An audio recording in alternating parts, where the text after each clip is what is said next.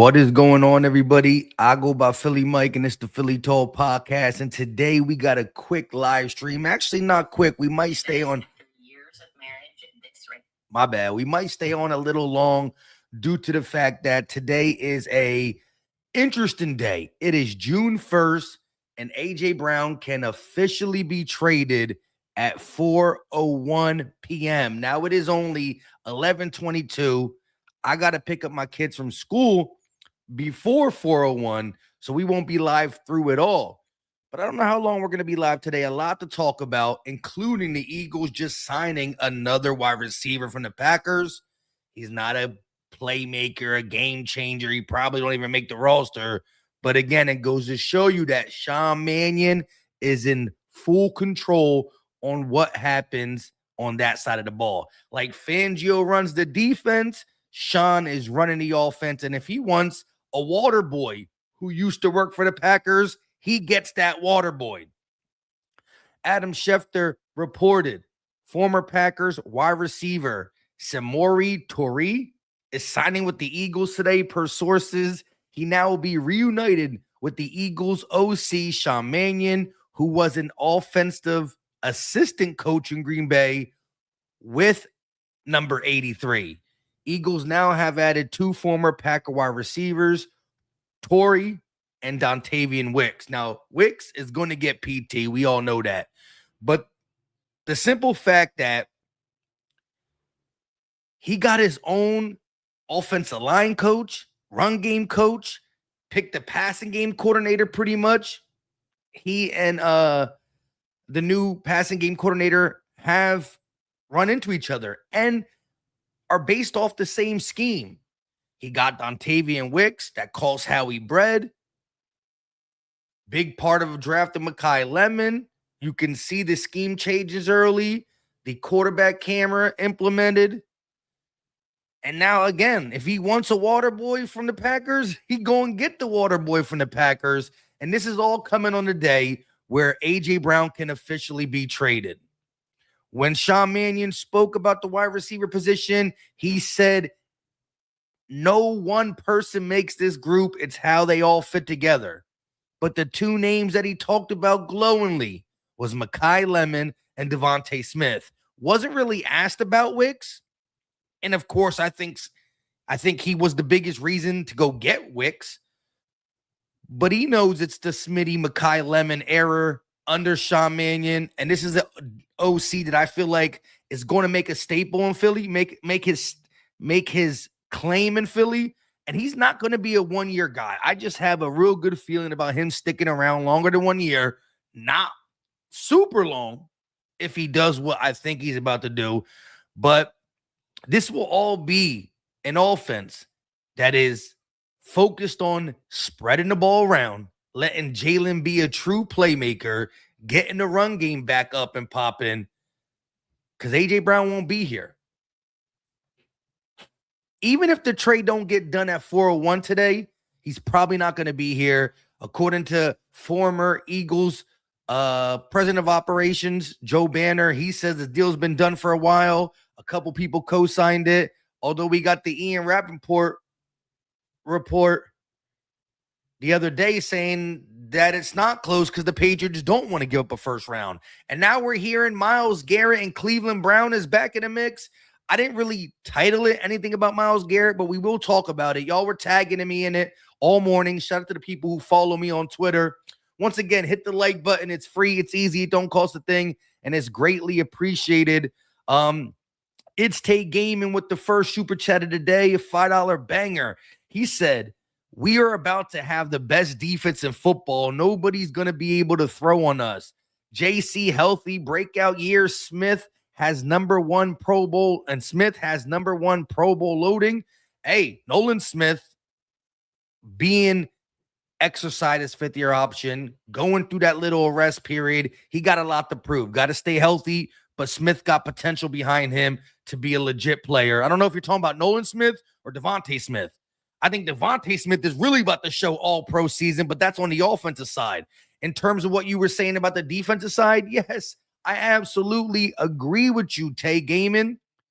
This Eagles defense was already super talented. You made the secondary better. I understand we lost Blankenship, but the addition at corner is bigger than the loss at safety. And the safeties can play better when the corners are locking down the way we are going to lock down. So far, Reek Woolen has been in the building, and all eyes have been on him on the defensive side. You know, Fangio don't like the sugarcoat stuff, but he literally said, that he was excited after watching this tape in Seattle. Didn't realize he was this legit in terms of what he can do locking a man up. Skill set that is given to Fangio is ridiculous. Now, he just got to get the potential out of it. And if he got a decent amount out of Adoree Jackson, who started playing consistent football to end the 2025 season, what you think he's going to do with a 6'4", 426 freak athlete in Reek Woolen? I feel like this Eagles defense might just be the best defense under Fangio. You got Jonathan Grenard. You got two-shoulder Jalen Carter. And so an offense that is losing A.J. Brown most likely, but will be less predictable in terms of how we want it, how we run it, when we run it, and who's going to get the ball. Smitty number one, but he ain't going to demand the ball like A.J. Brown did. And I'm not trying to poo-poo. Listen, at the end of the day, if you know my channel, you know that I was one of the last people to finally say that, yep, it looks like A.J. Brown's out of here. And congratulations to everybody who told me to get on that board and said, Mike, you wrong. He's going to be traded. He won out. He want this. He want that. I was late to the party, and I'm not happy the party's even here. But the party's here, and you got to get with the program. It is a new regime in Philly. Smitty number one, but he not going to beg for the ball. He going to be okay with Saquon rushing for 100. He going to be okay if Mekhi get a 100-yard game, or Wicks get an 80-yard game, or Jalen runs for 75 plus, because he know he going to eat when push comes to shove, and he's still the go-to when it's down. Third down, who you going to? Smitty. Although Goddard has been a nice safety valve for Jalen Hurts throughout his years, it's just going to be the no diva era for the Eagles, and it sucks for me to say it like that. But that's what the Eagles are about to do, about to be as a unit. Shout out to my guy for the $5 super chat. I absolutely agree about the defense. Shut the door. Go out. Go. Shut the door. I absolutely agree about that's my we babysitting right now. Well, my wife is supposed to be babysitting right now. My kids are in school. With that being said, let's talk a little bit about AJ. Again, I want to reiterate the former Packer wide receiver, Samurai Torau. Don't know how to say his name, and I'm not really going to pay attention on how to say his name. I believe he's a camp body, water boy type player, but it still is the main factor about this signing is it is Sean Mannion's show. So every single thing that we get that points to Sean Mannion being the guy running the show is exciting to me. Number 83, former Packer wide receiver, when Sean Mannion was the offensive assistant, his game, himself doesn't excite me. He's way down on the totem pole. We got 1,000 wide receivers, and he's number 1,000. It's the fact that Sean Mannion got the pull to just get whatever he wants. Johnny Wilson is going to be above him. Elijah Moore probably above him, even though we're about to trade A.J. Brown. Darius Cooper, Hollywood Brown. Everybody's above this new wide receiver we just signed. However, it's the fact that Sean Mannion gets what he wants that excites me, because we haven't seen that, not even from a guy like Kellen Moore. Kellen Moore still answered to Nick in a sense that everybody has to answer to Nick, even Fangio. But the respect given to Fangio from Nick is what I think we're going to see from Nick to Sean. And although there was a respect part from Nick to Kellen and Nick to Shane, it was still a lot of the principles that Nick wanted. Kellen just did his best to operate through it all. We going to sink or swim with Sean Mannion. Tay Game with another $5 super chat said Smith has been him. I don't like people comparing him to JSN like his numbers wasn't better his first 2 years. If he had 163 targets, he would have 1,500-yard season. You're right about that. When you look at Smitty's numbers in a vacuum, you have to talk about the monster-sized targets going to A.J. Brown throughout his time. Now, there's a caveat on both sides to having an A.J. Brown on your team when trying to really grade or analyze or project what a Devontae Smith can do in the league, right? Some people say A.J. Brown being there gave Smitty the easy one-on-ones, the easier matchups, blah, blah, blah, blah, blah. But also, while getting these easier matchups, it gave him less opportunities. And at the end of the day, any good wide receiver, any great wide receiver, I should say, not just good, any great wide receiver will take the opportunity over the matchup. Smitty is a Heisman Award-winning wide receiver. Like, prior to him winning the Heisman, it wasn't done by a receiver in over 20 plus years. You got to go back to the 90s or the early 2000s, the last time a wide receiver won the Heisman. He was a dog in college and a dog in the NFL. His opportunities were lessened due to the fact that we got A.J. Brown after his first year. But as Tay Gaiman said, Smitty came into the league with better numbers early than JSN, and JSN gets the targets. And again, when you have a good offensive coordinator, you're not going to just throw Smitty out there at the X wide receiver and say, beat double teams, beat this guy, beat the number one corner, or beat double teams time in and time out. Not saying Smitty can't do it. He can beat double teams and number one wide receivers. However, when you use a Puka Nacua, a JSN, Amon-Ra St. Brown, and move them all over the field. Get them into matchups that even though the defense is focusing on them, they're constantly running them around where you get him mismatched on a linebacker, right? When a team plays the Eagles throughout and they're guarding the passing game, they're going to say, all eyes on 6, all eyes on 6. But if 6 is motioning inside, outside, coming from the backfield, there's going to be plays where you're looking at Smitty, you're trying to match him up with your number one corner, but it just doesn't work out that way. And Smitty goes for a 50-yard gain or a 40-yard gain. And so any great receiver is going to take opportunity over matchup. And Smitty now putting on weight for the right reasons, not crazy amount of weight, but you can't tell me that Smitty don't look different, don't look bigger. A little bit. Smitty's never going to have the body frame to be A.J. Brown. That's impossible. But he looks tough. And he's going to need that because if he gets 30 more targets, 15 more catches, or 40 more targets and 20 more catches, that's 20 more tackles on a slim reaper. You know what I mean? So he's going to have to be ready for that. But Smitty was born. Smitty came into the league ready to be a number one. And just, it didn't work out that way. He was always 1A or 1B. In terms of A.J. Brown, how are we feeling? The day of, how are we feeling? Again, a lot of y'all in the chat knew this was going to happen. I was late to the party. I literally got on board once we drafted Mekhi Lemon in the sense of I came to terms with it. But how and what are we feeling like right now as we sit at 11:35 a.m., knowing that at 4:01 Eastern, if the deal has been in place like Joe Banner and Tom LaFleur or LaFleur has been saying, this shouldn't take much longer. It should happen today.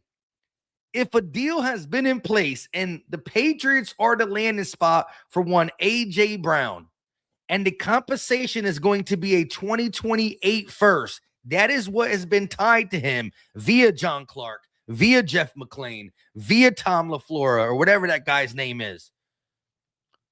Some people think it's a bad deal. Some people think it's a good deal. Now people are bringing up A.J. Brown's knee issues, the fact that he had a down year.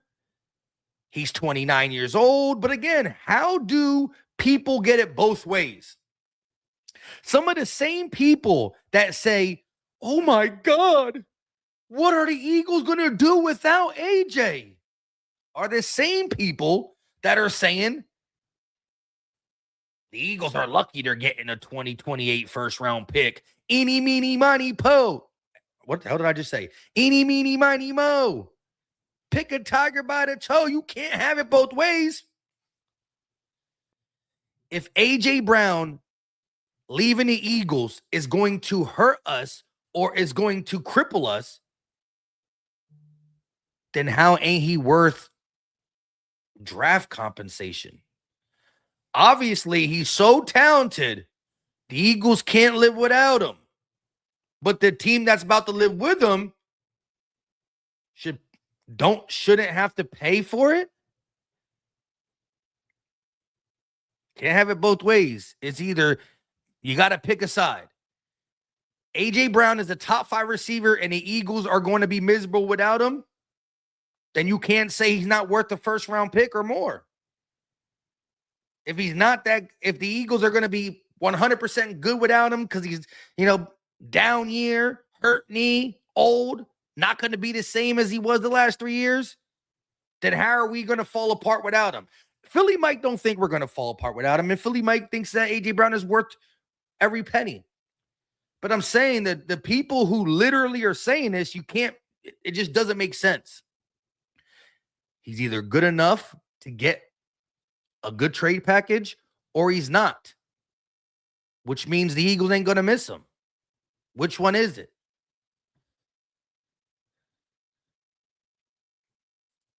Kay said, hey, Mike, you hear about Myles Garrett and the $31 million we get from AJ trade is the same amount as Garrett gets paid? I did hear that. Let's actually talk a little bit about this whole Garrett stuff, right? So this is some of the stuff that has been being said. Let's hold on. Where'd I go? I bookmarked. So first off, this is what was said about Myles Garrett first. Again, Easton Butler is a guy who covers the Packers. So take that for what you want. Again, this is the guy who covers the Packers. He has like 10 or 12,000 followers, nothing crazy. This is what started the whole Myles Garrett thing again. Hold on. The LA Rams have called the Cleveland Browns about star edge Myles Garrett. Per source, the Rams have reportedly offered a Ricky Williams-esque type trade for Garrett. The Philadelphia Eagles are also making a strong push, offering wide receiver AJ Brown and more for the star. The craziest part, the Browns are listening to all calls currently. The Eagles also made a strong push during the draft for Garrett. All right. So that's what a insider from the Packers side says. This guy, Daryl Rudder, right? Let's see. He has 83,000 followers. It says 29-year-old sports media veteran, current 923, currently at 923, the fan, blah, blah, blah, blah, blah, right? So I don't know. Look, he covers Cleveland. So he's on the Cleveland radio station. He got Cleveland in his background, right? All right. He said it's June 1st. So happy Myles Garrett can be traded. So happy Myles Garrett can be traded nowadays. The moment that bonus payment structure was done this spring with no clear-cut reason as to what fueled the speculation, the two teams keep an eye on to blow up Andrew Berry's phone. Eagles and Rams. I can't even read today. Eagles and Rams. A Cowboys rumor wouldn't shock me either. Hashtag Browns, hashtag NFL. So he's saying the moment that the Cleveland Browns restructured Myles Garrett's contract and put a bonus payment structure that was done this spring was a clear cut, but for no reason. I don't even know what's going on myself. I'm clueless because it's a lot to follow. Anyways, long story short, Myles Garrett got restructured for no reason and put some type of bonus payment in it to where he couldn't been traded until June 1st as well. Trading him before June 1st would have hurt the Browns, similar to how trading AJ before June 1st would have hurt the Eagles. So here we go. Easton Butler, Packers guy, says Rams, Eagles in on Myles Garrett. Browns reporter with 80K followers say June 1st, now we can literally talk about a possible Myles Garrett trade. Watch out for the Eagles and Rams. Let's not forget the Cowboys. And then Elliot Shore Park said this.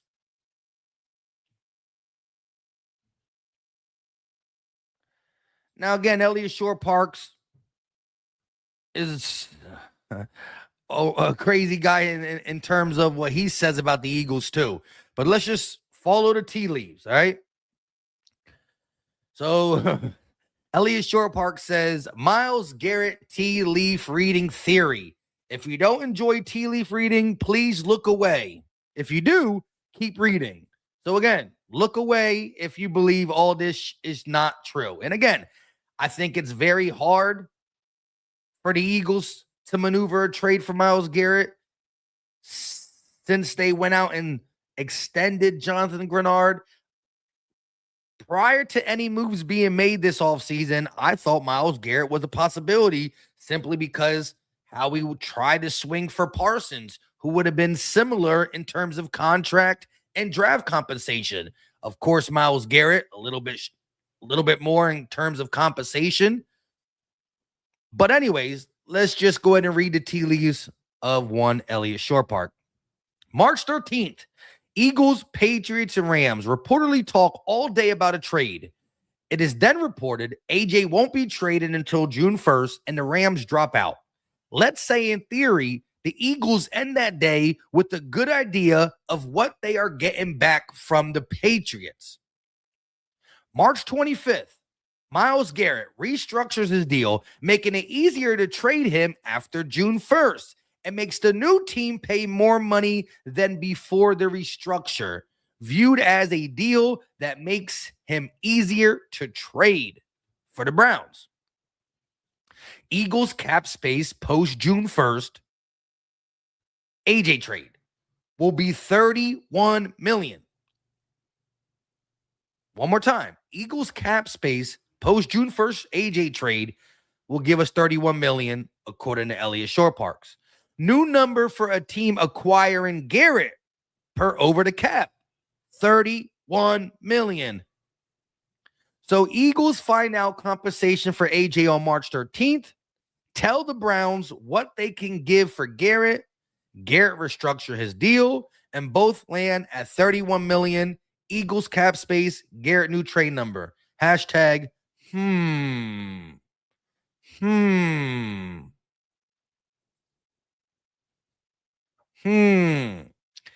If you go up here and listen to this clip, ESPN Cleveland, I think if they're going to make a move here after June 1st, it's going to come in the next 48 hours. This guy, Hammer Nation 19, on a potential Myles Garrett trade. So again, this is tea leaf reading. But if, and again, I didn't go check if Elliot Shore Park's cap numbers are correct. I'm guessing that he's a decently respected, in terms of beat writers for the Eagles. He says a lot of crazy shit. So that's why I laugh with the respect and stuff. But I don't think he's the type of beat writer that will put out there a fake cap number. So it is weird that Cleveland reporters, radio hosts, all understood that the random restructure was weird and it made Garrett a possible trade candidate, but not until June 1st. And again, Cleveland is not a hot zone like the Eagles, where A.J. Brown drama goes crazy. via the Philly media, and then the national sport TV shows pick it up because the Eagles sell compared to Cleveland, which don't sell. Now, Myles Garrett's name is nice, but Cleveland in itself don't sell. They don't react. They don't click. They don't care like Philly fans. So again, if you ask me, can the Eagles trade for Myles Garrett? I don't know. Would I bet they trade for him? No. I don't think Myles Garrett is coming to Philly. Can't put it past Howie Roseman, though. And it is interesting that all these things are starting to play out right around the same time. Right around the same time. It's interesting to me.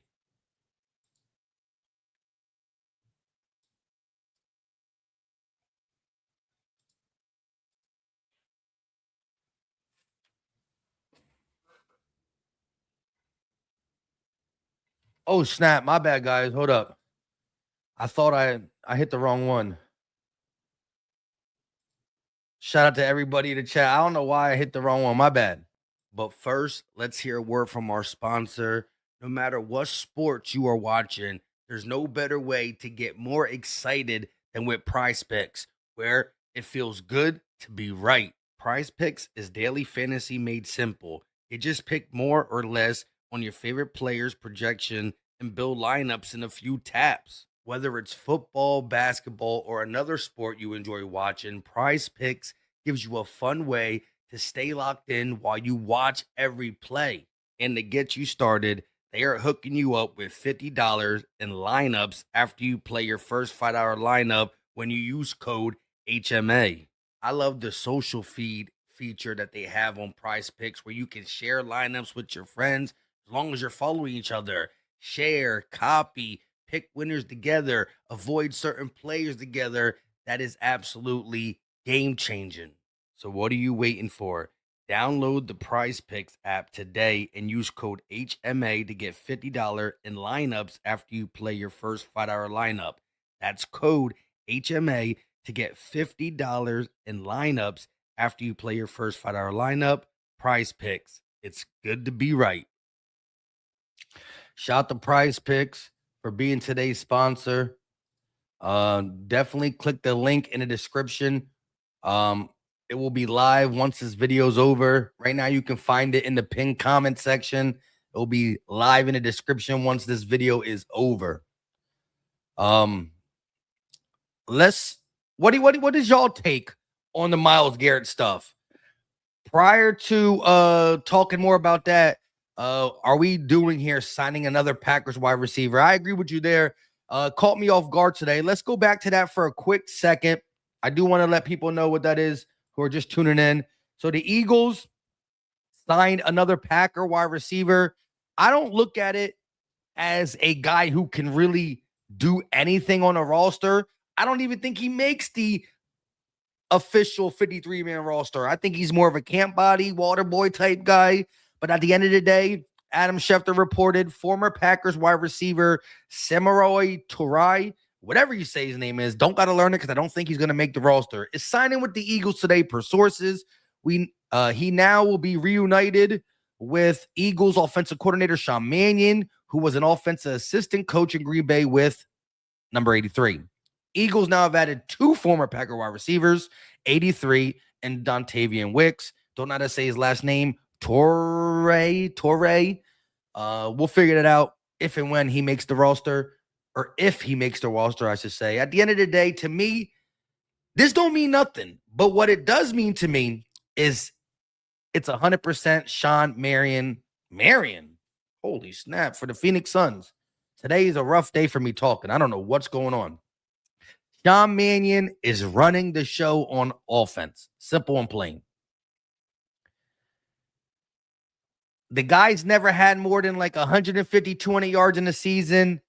He's been a real deep depth piece on the Packers, on the Bears, on the Niners, wherever he was a bubble guy, practice squad / barely makes the roster. The Eagles got 1,000 wide receivers. Don't think he's going to do anything for us. However, the fact that Sean Mannion can go like this, I want him. you get him. I want him, you get him. You know, new run game coordinator, new offensive lineman, new passing game coordinator. All that is under Mannion. He gets Dontavian Wicks, where Howie Roseman pays $20 million for it. He signs this guy, even though he might be the water boy. I just love the fact that we are really transitioning to Mannion, you do you. The same way Fangio does the defense, Mannion's going to do the offense, and that's all we can ask for. Again, in terms of A.J. Brown, it looks like it's going to be official come 4:01 today. Again, I don't think it's going to break at 4:01, but after 4:01, it can officially happen. I do think it's going to happen today or tomorrow. We'll cross that bridge when we get there. Y'all were asking about the Myles Garrett stuff, and that's why I started talking about it. It is funny, though, how things are transpiring via Myles Garrett. Hold on, I got this thing from Nick. I want to look at it.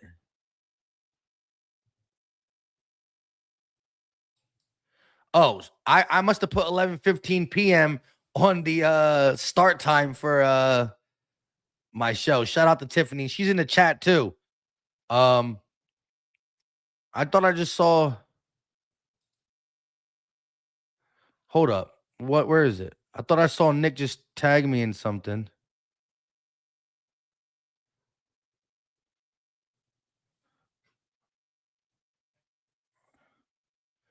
Where is it? Hold on. Let me just do this.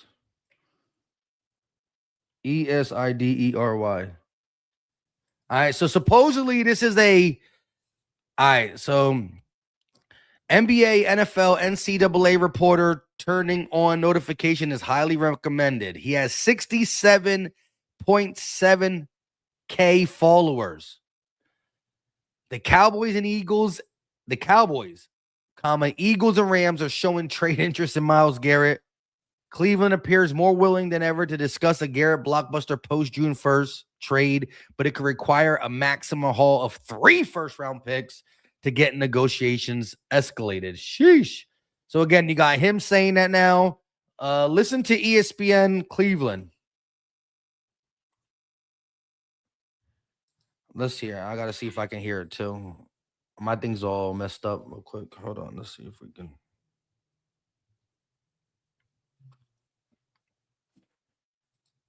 Shout out to A. Jones. Said, can we get a poll? Who wants AJ gone versus him staying? I'm not even sure how to do a poll in the live chat. People been asking me about that. I don't even know how to do it myself. But hold on one second. Let me play this clip and we're gonna see what ESPN Cleveland's saying. Because now they talking crazy. What kind of offer would you need to do it? See, they're talking really about trading him types. Will the Browns seriously consider? I don't know what's going on. Oh, Tony Grossi is not buying a Myles Garrett trade rumor speculation. So, all right, we got someone saying he's not buying it. I thought I saw something. Oh, Myles Garrett's trade speculation running wild. The Rams are the team I heard.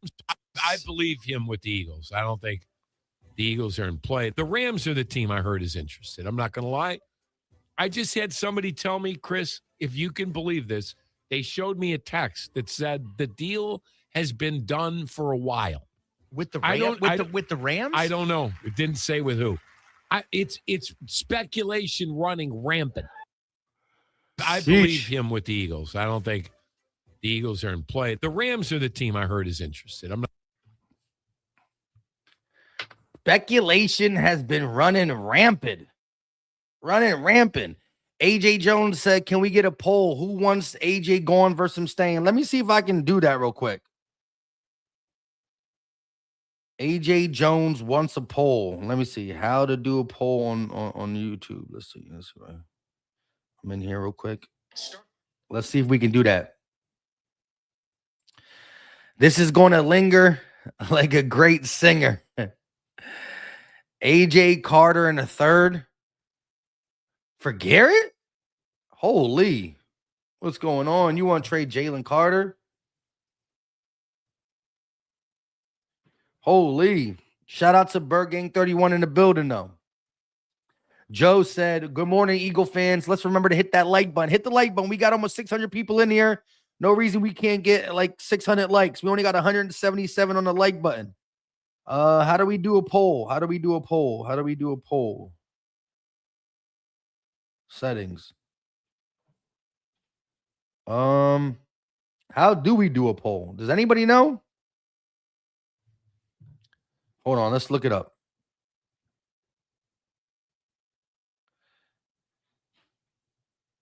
How to do a poll on YouTube live stream.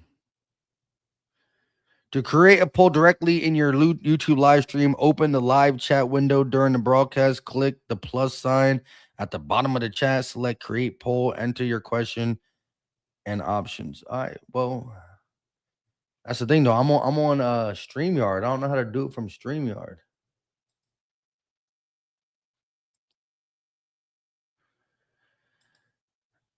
Mike said, absolutely zero way AJ's on his team by week 1, right? It looks like that. I don't see any way that he could be on this team. How? I mean, like, this thing is going crazily.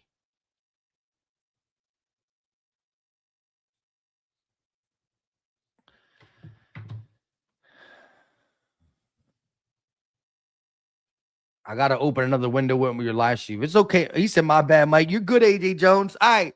So let's just drop in the chat right now. Let's just see what the public says. We might not be able to do a poll, but go ahead and just drop your feelings. Drop your feelings. I want to for the next 10 minutes, I only want to read AJ Brown stuff. I want to read if you are upset with him. I want to read if you want him to stay. I want to read if you know he's leaving, but you're sad. I want to read I want to hear what y'all takes are on AJ Brown. You could say, like, good, I'm glad he's leaving. He's a crybaby. Or I hope he stays. I think he still stays. Or I love what AJ Brown did. 2 Super Bowl appearances, Super Bowl win. One of the best Eagle wide receivers to do it in that little small tandem, but it's time for him to leave. He's going to leave. I don't want him to leave, but he's leaving. But let me know your AJ Brown takes, because literally in a couple hours, we might really be never talking about him again. I ain't going to talk about him if he's on the Patriots. Cough, cough. Actually, we will. If he's on the Patriots, we will be playing him in joint practice. That's going to be a crazy joint practice. Crazy joint practice. If and when AJ Brown leaves, that will be crazy. Bergang said AJ's gone, but that trade that I sent for Garrett would work. AJ wants to leave. He'll be a number 1 target. I don't think Howie wants to pay. Carter performed, but number 1 to pay. You think it's a money thing? Joe said, until it's official, I'm sticking with AJ winning the Super Bowl MVP for the Eagles in 2026. Shout out to Joe. Love the conviction you coming with. Go Bird said, goodbye. And David said, AJ Brown is the cancer that has to get scalpeled. Goodbye said, I think I want AJ to stay. He's an elite player, but the drama gets frustrating. Drop said, I hate he's a diva, but he's got to go. He got to go. If he got to go, he got to go. Low key said, I keep him if he's fully bought in. That's a big if. Win said, I'm sad that AJ's leaving. I believe he is. But at this point, it is time. Excluded said, I just want this shit to be over so we can move forward. That is pretty much my thought process too. Train said, AJ needs to hit that door. Mike said, stay and win one more with this new offense. That's what Mike wants, but he said, he gone. He gone. AJ Jones said, I'm on life support. I don't want him gone. This is the type of offense AJ could really thrive in. I agree too. Although I do think Mannion is more centered around spreading the ball around, if you are spreading the ball around and you do have playmakers left, right, inside, outside, it just makes it harder for teams to double AJ. So, I mean, this is it's wild. It's wild it came to this. Only the best wishes for AJ. Stay says, Shirts Ryan. Deshay said they paid him twice. And do you know what he said the last time he got paid? He said he was going to hang up his cleats in Philly. This man said, hey, Philly, this is the jersey I'm going to hang up my cleats in. That's crazy. Somebody shared it today on Twitter too. Hold on. Who was it? Was it Philly Dogs?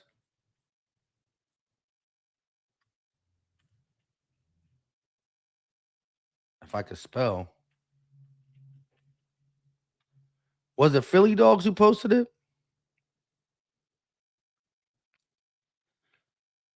Nah, somebody posted it though.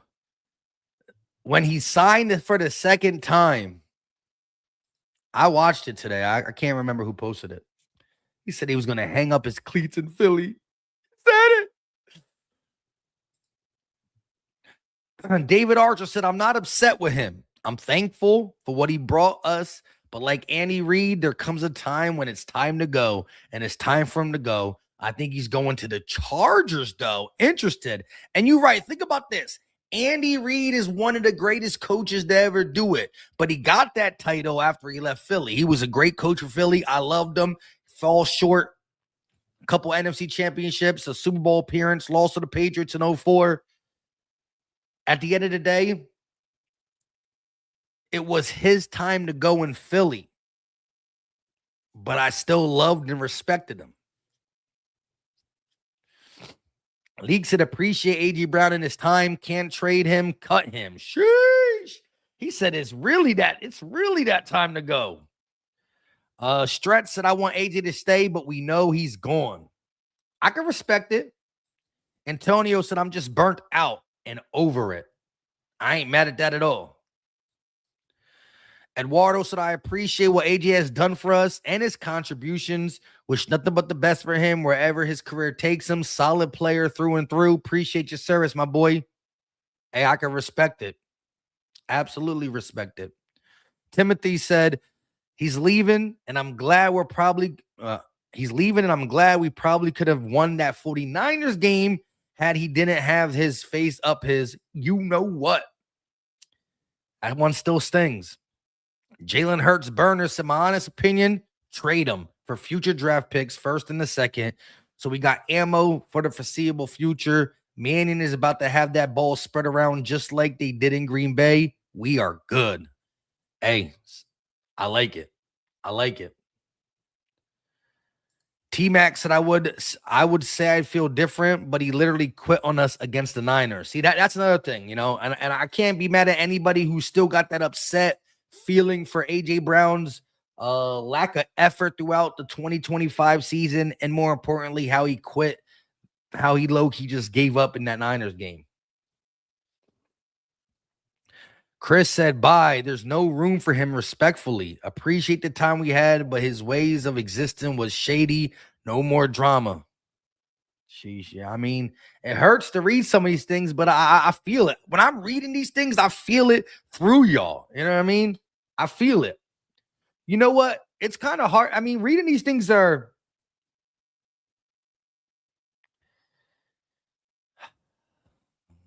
How can I say goodbye? It's like, nah, let me stop.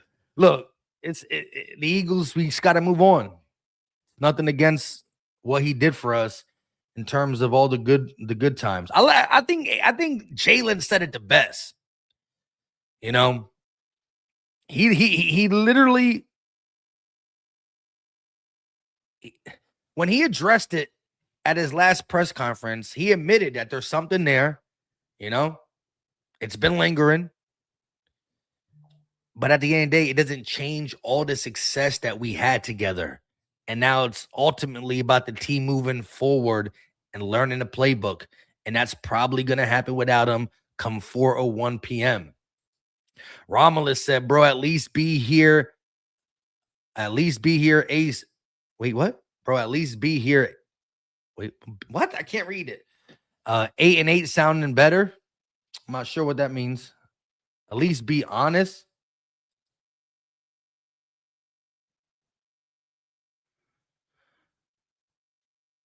Joe said, yes, 49ers game stole another Superman us. Patriots were trash last year. Oh, yeah, Patriots were not good. Dream Anthony said, can you imagine Drake? Lord have mercy on our soul. Lord have mercy on our soul. But like I said, the Eagles go out there and sign another wide receiver. Nothing crazy. To me, just shows that Sean Mannion has full control of the offense. The Myles Garrett speculation is at an all-time high at 4:01. You know what I'm going to do? So I got to go get my kids. I'll leave around 2 something, but I normally get back around 3:45. So what I'm going to do is I'm going to set up a live stream for 4 o'clock. And I'm going to come back live again, the second time in a day. And we going to just maybe go live from 4 to 6 or 4 to 5 and see if something goes or I don't know. We'll figure it out. But what I want to do before we get out of here, who did you sign? We signed. I don't know if you're an Eagle fan, but we signed a Packer wide receiver named, let's look at it again. Wait, what the heck? Breaking news. Russell Wilson is, that's none of us. So former Packer wide receiver Samori Toure is signing with the Eagles per Adam Schefter. He now will be reunited with Eagles offensive coordinator Sean Mannion, who was an offensive assistant in Green Bay when he was there. Again, it's a water boy type camp body. But to me, it just goes to show that the Eagles are serious about doing whatever that man Sean Mannion says, which is a good sign. Joe said, nice 4 p.m. live. We definitely might have to do that. But look, I don't know who's all available to get on, but how I want to finish this live stream is I want to hear from y'all. I know I read as many comments as I could about the AJ Brown stuff. But you know what? Let's drop the link in the chat. What am I doing? All right, I'm gonna drop the link. I need a couple people to call in and voice their opinion live. Again, you could show your face or you cannot show your face. It's up to you. You can make it like a phone call, or you can make it like a FaceTime. You can use your phone. If you have a computer, use your computer. If you're at your computer, use your computer. But click the link. Come through. I'll put you on the screen. You can use your face. You can use video or not. It's up to you. But I want to have a conversation with a few of you, peer to peer, and just let you tell me how you feel about the AJ Brown situation. While I wait for y'all to come through, shout out to Green Wingman with a $5 super chat. 3 first-round picks with Hunt or Nolan Smith for Garrett. See, they talked about 3 first-round picks, but if you put a player, say if you could package a player the caliber of Nolan Smith or Jalix Hunt, to me that would have to soften the blow, right? Like there's no way that it would require a first, 3 first, and a player. Like if we're putting a player in there, I would think that you would come off at least one of them first. Green Wingman. But we did hear that the supposed speculation compensation for a Myles Garrett trade is 3 first-round picks. But that is minus a player. That's where it gets interesting. Shout out to Green Wingman for a $5 super chat. I would think it wouldn't need to be 3 if we brought in Nolan Smith for the trade. But we got the first guy backstage. Shout out to my guy Eduardo. What's going on? Hold on. Let me put this in so I can hear you. Let me just untangle this up real quick. And then I'll put it in so I can hear. I wasn't prepared for this, but You know, I read some of y'all comments, and it's again, some people are really just fed up with the AJ Brown, but some people, gonna be a little emotional after today. And I respect both opinions fully, to say the least, because at the end of the day, he did a lot for us. So go ahead, real quick. What's going on, Philly Mike? How you been, bro? I've been chilling. How about yourself? Been good, man. Got me on lunchtime right now, so I got the time to sit here and chop it up with you and everything. But yeah, man, it's pretty much like what you said. I respect both ends of it. A lot of people are going to be upset, and then a lot of people are going to be, content with it, that finally it's going to be over and whatnot. And also that, with his AJ's contributions coming into the team and what he's done, is definitely, there's no in between. It's either they're going to be upset about it or they're going to be happy that it's finally over and everything, And I mean, me, like I said in my comment, I definitely am appreciative of what he did for us and everything and what he brought for us. I mean, I ain't gonna hold you, man. If it wasn't for AJ, we probably wouldn't even see another Super Bowl, with the Jalen Hurts era and everything, because of the way he did that season and how, prolific and epic that season was for us. And then again, he let his ego get to him. I'm definitely not gonna take that away from him either. So I mean, for him to do that and put us in this type of situation too, there's that hate part in it too. Like, my boy, you got paid twice and everything. You told us that you were gonna wind up retiring in the Eagle and everything, and all for you just to come back and, like, what's it called, sweep us from under the legs and everything, and just do this shit to us. It's like, come on, man. You know what I mean? Yeah, But I absolutely agree with you there. It's an emotional roller coaster, especially because like we heard all the drama, right? Like the drama started like late 2023, 2024, during when we were winning the Super Bowl. But then during the Super Bowl, you get that mic'd up Super Bowl moment where Jalen and AJ are on the sideline and they're saying that they love each other. yeah, And then AJ's like, man, through all the ups and downs, and Jalen's like, yeah, well, that's life, you know what I mean? And you got to handle like that. And it was just like, to me, I thought that moment was like, yeah, we argued, we bickered, but we good. And then the exactly. 2025 season came, and it was like, maybe they're not good. Right. And I'm not one to put blame on anybody on that 2025 season. We all know who it was, but I ain't gonna say it. But it's nothing like, they were just like brothers, I mean, they're gonna wind up fighting each other, and then at the end of the day they're gonna wind up loving each other like it's nothing. But I mean, how everything unfolded and everything, Jalen definitely handled it, the way that a professional should handle it, as by saying that, hey, if he's here, he's here. If he's not, we got to, keep on going on the playbook and learn on what we need to learn and everything to get this football team right and everything for the next season. We can't let other things linger around and, just lingering around and making things worse for our football team whenever we got, a whole nother season to look up at and look after and everything. But, again, that's my little 2 cents for you, Bo.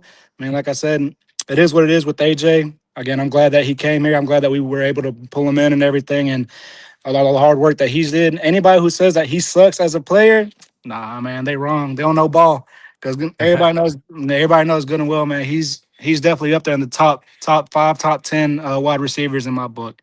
But I ain't mad at him. I'm glad what he did and everything, and I appreciate everything that he's done for us. And it is what it is. So let Oh, me get it. Let me get it. All right, before you say what you say, after you say that, before Yeah. you get out of here, give me a prediction on what you think we actually get when it happens and to who he's going to. Is it going to be the Patriots? Yeah, so I've been doing my research, man, and all points are pointing to what's it called, a 2028 first round pick from the Patriots and everything. And I mean, it looks like they're not budging from that. And I mean, yeah, at the end of the day, we're gonna wind up getting a first round pick from. Well, sorry, it was a second round with a conditional first, and all he has to do is pick up a couple of yards here and there, whatever the case may be. But at the end of the day, it's gonna wind up being a first 2028. So I mean, if we can get away with that, that's perfectly fine with me. It's a first, regardless. At the end of the day, and everything, and we'll just wind up bolstering our draft picks in the future. So.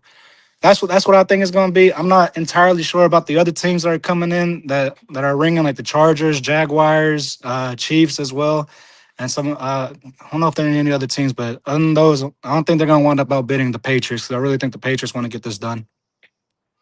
Respect. All right. Appreciate you tuning in on your lunch break and coming in and saying that. Like I said, today could be definitely close on a chapter of this Eagle era of football, but a new one can open. You know what I mean? Just because one book closed don't mean another one can't open. You know? Oh yeah, definitely that, man. I mean, we got new rookies coming in. Everything Lemon, I'm excited for him, to say the least. We got some other players behind him. You know, Hollywood Brown. We picked up Wicks from the Green Bay Packers and everything. The Philadelphia Eagles starting to look more like the Philadelphia Packers, low key, with all the wide receiver Green Bay Packers wide receivers we getting. You know, Smitty's about to be a dog, man. Touching base on Smitty, I can definitely see him having a JSN type season. You know, whenever they got rid of DK, JSN just blew up, man. And I really feel like Smitty can be that dog, you know, because he's lethal with his routes and everything, man. That man's lethal. They don't call him the Slim Reaper for nothing. But yeah, I got high hopes for him, regardless of the fact, you know. Hey, I respect it. Appreciate your 2 cents. Some good stuff right there. And I like how you're even keel on the situation. You know what I mean? Oh, yeah. Yes, sir. You already know, man. All right. Be easy, bro. All right, well, take it easy. All right. We got 2 more people in the background right now. Listen, do me a favor. Click the link. Come in, and we'll get to you. We're going to go to Win 12 first, and then we got Gang 31 in the background as well. But click the link. Come in. Like I said, you can show your face like it's a FaceTime. Or you can just have it a black screen and just use your voice. Let me just get this out so I can hear y'all better. I don't know why I didn't untangle this. And my kids is the reason this is all tangled up. They all up in my room doing whatever. But let's get to Win 12. What's going on? Hey, Win 12, can you hear me? I don't think he can hear me. Can you hear me? Can you hear us? What's up? Can you hear me? You. Can you hear me? I can hear you.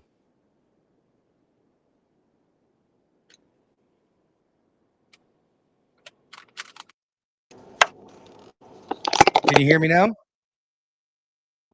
Can you hear me? Yes. Can you hear me? Oh, man. You might have to go back out. Yeah, I don't know.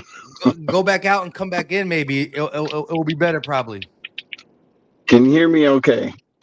Yeah, I can hear you, but you can't hear me to tell you I can. You might have to go back out and come back in. My mic's on. Can you hear me? Yes.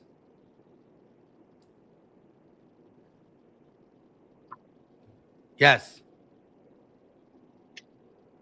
I don't know. You got to go back out and come back in. Are we going to see what Win 12 can come up with? Bergang dropped back out. He's back in here, though. What's going on, Bergang? What's up, my guy? How you doing? I'm doing all right. How about yourself? How you feel about this AJ Brown day? You know, I'm happy about it. I'm so tired of talking about AJ, man. The content is just so dry. Everybody just making up whatever they want to make up. I just want the Eagles to get past this. You know, I think Howie's set up the team perfectly to get past this. But a new style offense that we're going to be running. We're not going to be running the traditional, 2-receiver focused offense anymore. We're going to be spreading the ball out a lot more, this year, kind of like what we wanted to see. You heard Jordan Davis talk about it, how, he's going against offenses. They're going against offenses now that they played against and had his troubles against, as opposed to like the same offense we've been running the last 5 years. So I think that's a positive thing for our football team. I just wanted to get over with, like you said before, like AJ's a great player. I love AJ. I just think too, a lot of people gave him a hard time. I was one of them. But at the same time, it's like he's a grown man. He has aspirations. He wants to, seek out things in his career that he knows this offense, especially the way it wasn't going to get him. He wasn't going to be able to get the yards with Smitty on the team, Goddard on the team, Saquon on the team. He wasn't going to be able to get all the production that he wants to get and works hard, to get ready to get, And I think trading him, it will help him out no matter which team actually trades for him. I think he'll be the number one receiver there and he'll get the targets he wants to be able to, prove that he's that guy. I don't like the way he ended the season. I think the half-ass effort he gave last year kind of sucks. But that's the only thing I'm really mad about, really, in terms of that situation with him. But he was a great player, like Jalen said. He's great. You can't replace those years. He won a Super Bowl, and best of wishes to him. I mean, I think you perfectly laid it out there. There's so much, different takes on it, at least from the media, about what we're going to get, where he's going to go, blah, blah, blah. It's been a roller coaster, a circus, a merry-go-round, just some of the same things. And it's just, and I'm ready to see it come to an end. Good, bad, ugly, sad. Just move on, turn the chapter. And like you said, I think Howie did a great job setting us up for the future. And I think honestly, in terms of Jalen and AJ relationship, Jalen's his goddaughter. Yeah, godfather. Of his daughter, right? Yeah. So but sometimes, work relationship can destroy that. So I think, AJ leaves. Look, when they both retire from football, they gonna be boys again, but they need to get away from each other for a little bit. You know what I mean? You can have your best friend move in with you, and then a year later, you guys are butting heads where once y'all go get your own places, right? Once y'all not being roommates, 5 years in line, y'all go back to being friends again. But sometimes it's a little something. So I definitely did that before. Definitely did that roommate situation before when I was in college. But one thing I will say is I'm not down with the first round in 2028 either. That's a little far, but I think that's ridiculous. You can't tell me Waddle gets, a first and a third, and we can't get a first and a second for AJ. I know the Patriots, don't want to move on that, but that just be their luck. I think, I don't think it's 100% locked in because Howie would be doing himself disjustice, especially he's freeing up the cap space right now. He'd be doing a disjustice to himself, receiving something less than what, the league got for like a Waddle, or even like a Devontae Adams, who's a little bit older in his career. Like, we have to get a first round next year. I think that's the only way it's even. Like, people don't realize we're still paying dead money on the guy. It's not like that's it's spread out, but we would still be paying. Yeah, we're still paying it. So it's like, if we gotta get our max value for AJ Brown. He's still a top 5 receiver in the league. Everybody knows he can get more stats. Hello? Yep, you good. You probably got a phone call or something. Oh, shit. Hello? Yeah, you're good. Hello? Yep, we can hear you. Let's see. Sorry. You're good. He come back in. He'll finish his statement when he comes back in. But we got a couple more people in the back. What's going on, Yorkie? Hey, what's going on, brother? How you doing? I'm hanging in there. Give me your AJ Brown take. So my AJ Brown take, honestly, is you got to thank AJ Brown for everything he's done. I know there's a lot of hate going on in there for AJ, but he did help us bring us 2 Super Bowls and a Super Bowl championship. I think that the bottom line to this is obviously it's a business. It's like Saquon said, he's got to do the best for his family, and whatever he decides, whether it's about the stats thing or just because he's a huge Patriots fan, he just got to do what he has to do for him and his family. I'm like Saquon. I'm a huge AJ Brown fan. I can't say nothing bad about AJ. He was spectacular. He's still a top five receiver. I mean, there's not much you can say about that. I mean, whether you like it or not, you got to just go with the flow. And again, it's just a business deal. Hey, I like your point of view. Like I said, I really throughout this process, and again, if you've been watching or anybody who's listening have been watching me, it took a while. When everybody was saying it, like I didn't really come into terms that it's officially going to happen until the draft. So you're talking about just like last month. Well, now we're in June, so a little bit more than a month. But I always. Because of the respect I have for AJ Brown, and even though the shenanigans were at an all-time high at the end of the season, I just respected him and what he did for the team and whatnot. And so I respect both options, but I still lean toward yours. I ain't mad at anybody who's mad at him due to their own opinion, but I'm more alongside of what you said.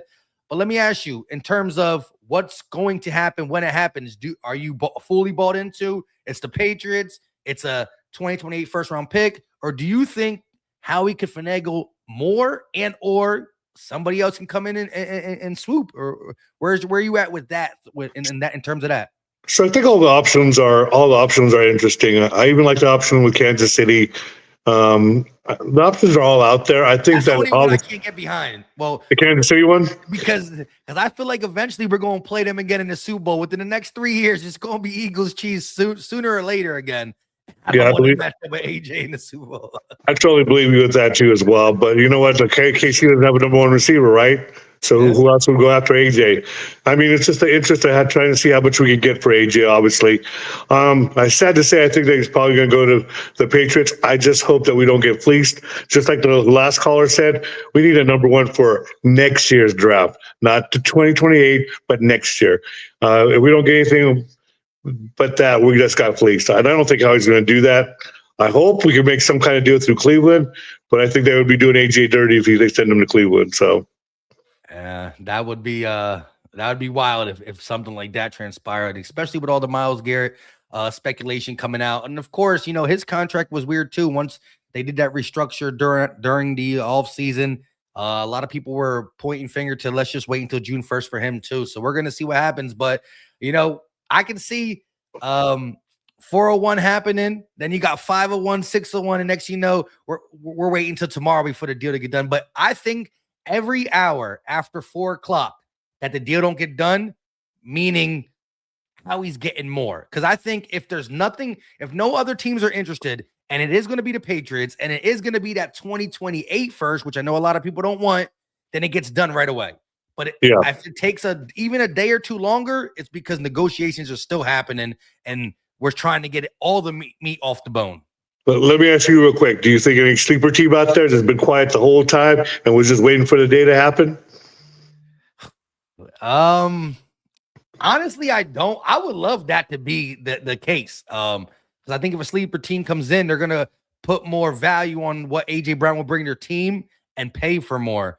But if I'm a betting man, and if I had to bet, I think it's just crossing the T's and dotting the I's with the Patriots. But I would love a sleeper team to come in, right, and shock everybody. That would be crazy. Yes, sir. But I appreciate you tuning in, and like I said, I like your point of view on it, man. Hey, respect. You got bad about AJ.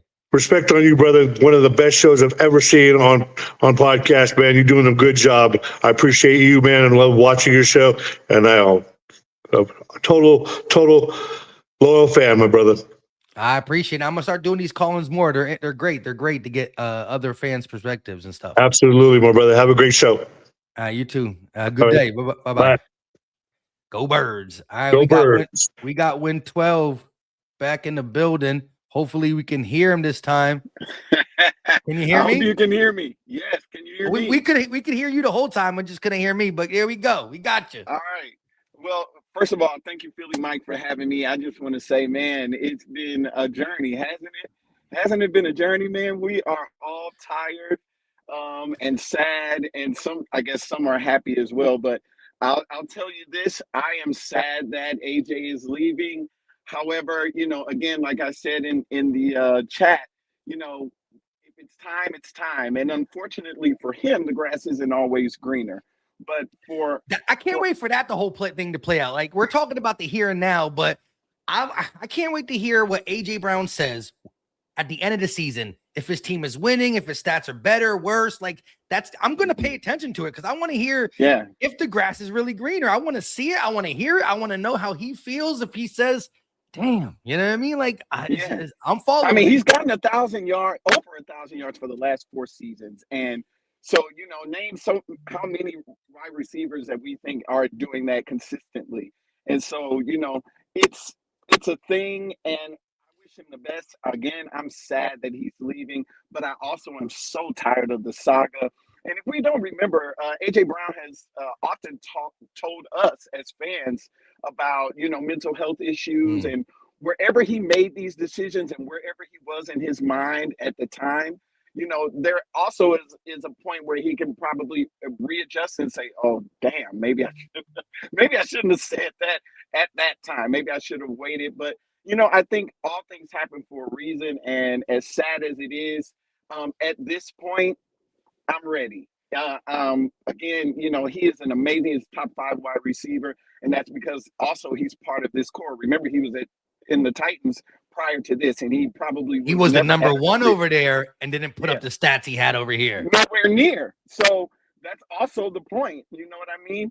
And so being here has also set up his career, has also allowed him to become one of the top 5 receivers, at least known in the NFL. And so I don't think he denies that. But again, here we are in this situation we've been talking, I feel like, for years about this. I was going to call in crying because I was like, man, these years have gone by. One thing you can't get back is time, bro. You can't get time back.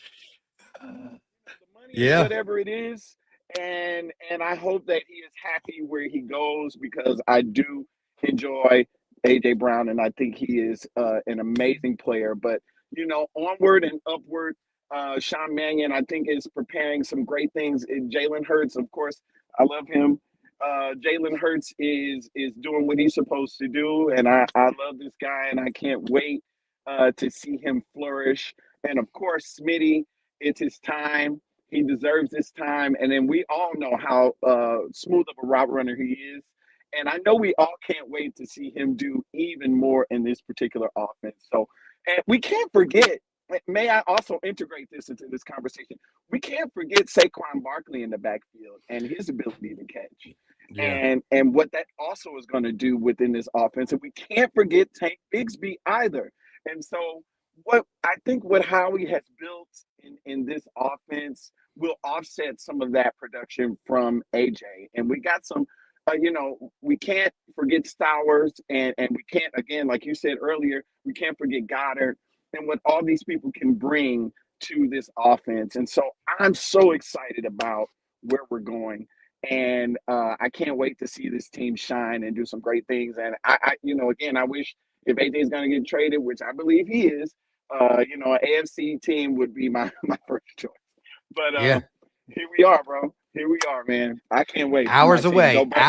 Hours away. But I do like how you integrated the whole Sean Mannion and all the playmakers at the end of the day. If the offense does what it's set up to do, supposed to do, getting the run game back and spreading the ball around, it's going to be a bittersweet thing.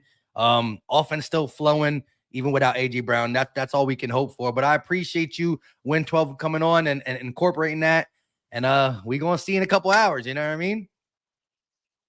Absolutely, bro. Absolutely. All right, be easy, bro. Thank you so much for having me. I love you, Philly Mike, bro. Thank you for bringing all the news and doing the things that you do. I appreciate it. I can't wait to be back up here to talk some more stuff with you, man. And we're going to start doing this at least a couple times a month. I want to start doing this kind of live stream where we talk all together and everything. It's good. I like it, brother. Go Birds, baby. You already know. Be easy. All right. We got Titan Lou in the back. I see he going crazy with his microphone. He got Titans all over it. I think he's saying that's a sleeper team coming for AJ. Titan Lou, what's going on? And I think we can't hear him. Can you hear us, Titan? Joey Joe! All right, we can hear you. Tighten up! So I'm guessing you're a Titans fan? All right, and so what do you think about the AJ Brown saga via Philadelphia? And I guess you're saying that you believe Titans are a possibility?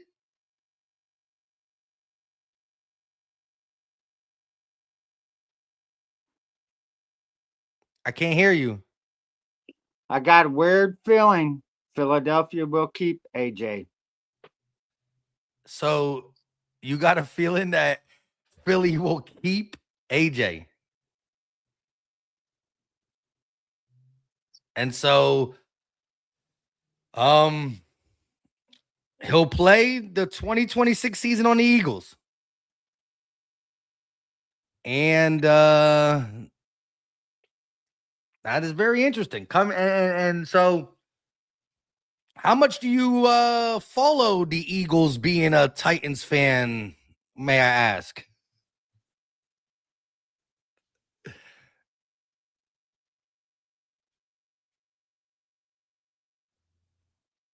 I think I'm on a delay or something. Saquon is my friend. Eli Stowers is my friend. I respect it. I respect it. Hey, this is an Eagle show, so we're going to have to get to some Eagle fans. But Titan Lou, I appreciate you for coming in, giving your 2 cents. I like that. I will remember you. I will remember you personally if AJ Brown stays. I appreciate it. And there you go, tightening up. I respect it. Have a good day, my guy. So we got a Titan fan saying AJ Brown is here to stay. We got Casper in next. What's going on, Casper? Hey, what's going on? Hey, look, I ain't gonna draw this out. This ain't gonna be a. Can you hear me? Yes, sir. Yes, sir. All right, look, I appreciate you for having me, y'all. I appreciate you. Hey, listen, man. AJ Brown is gone. You hear me? Gone. And Jalen Hurts, give credit to Jalen Hurts too, because he's handling this with so much class, brother. Super class. the sit, you know what I mean? And then not to mention, you know what I mean, he handling it better than McNabb did with Owens. Mm-hmm. You know? But AJ Brown, you can't replace that type of caliber of player though. I'm gonna be real with you. But guess what, man? The new version of Philadelphia Eagles is gonna be a lot better. I think that locker room deserves it. I think he was a cancer. I mean, you got to think. Go back to his clause, man. When he first came into the league, he said himself he wants to be the reason why teams win. He wants to be the reason. He wants to be the sole reason why the teams win. And I understand that, but for a Philadelphia team like we trying to do something different, man. I just think we don't need that this year. You know, he's a great player though, but that's all. It's not gonna be drawn out. It's not gonna be a long speech. I appreciate you for having me. You know, I ain't gonna tell you my location because I got a warrant. I don't know nothing. I don't know nothing. No, I appreciate you, Philly Mike. You 500, Brunson, all y'all, man. But y'all definitely doing y'all thing, man. I appreciate it. Keep it up. No doubt. So, but let me ask you this before I get you out of here. Then, so are you ready to get him to the Patriots? Is that what you think going down? Patriots? Yo, I think God got his hands on everything. I mean, I just think AJ Brown. Wherever he go, he gonna thrive, man. That's just his aura. You can't coach that. Wherever he go, he gonna thrive, man. Yeah, I don't know exactly where he gonna go, man, because I'm not into all that. I wish the best for AJ Brown, his family, and his mental health. Because one thing about it is if you ain't got your mental right upstairs, you can't do nothing downstairs. Yep, it ruins it all. It'll ruin it all. Yeah, man. That's about it, brother. Hey, I'm with you on that. You know what I mean? Straight to the point. AJ gone. You know, the shenanigans was too much, but I got no beef. I still wish him the best. Perfectly said. You know, perfectly said. And the Eagles are set up to do things the Eagles way. And we're all talking about this new passing game of Sean Mannion, and I do think that needs to be talked about, right? Because we're doing things differently. We're going to spread the ball around, but I really feel like we're trying. We need that run game to be like it was in 2024. You know what I mean? We get that run game back. Maybe not exactly 2K, but you need 1,500 plus from Saquon. Use Tank Bigsby, and then the receivers will eat. Absolutely. Hey, listen, man. Hey, the cancer's about to get scalpeled, and the championship is waiting for us at the chapel. You heard? Oh, there you go. Go Philly. I like it. Hey, I appreciate you, Casper, for coming on and just keep it short, Already sweet, know, and simple. Man. Absolutely, man. Hey, follow my Instagram at 218 Casper. You heard? I do voiceovers. I do everything, brother. All right, I'm gonna check it out. I'm gonna check it out. Banks too. I bet. Yo, be easy, bro. Hey, you too. I appreciate y'all. Go All Philly. Right. Go Birds. He said, you heard it here. You heard it here. We got a couple more people in the background. Next up, we got who is that? Prolific Cali Eagle. That's the next one on the list. What's going on, Prolific? No, the fuck, and I just kept running. Prolific. I'm thinking, and they gonna get that. I'm sorry. You Prolific. You got your mic muted. You in the building. He got the A for AJ. The A for I don't know. Look, we gonna get back to you, Prolific. I don't know if you busy or whatnot, but either come back in or whatever. Let me know what you need to do. Next up, we got Wiz. What's going on, Wiz? What's up, bro? Another day. Another day. Oh man, Philly Mike, what's up, bro?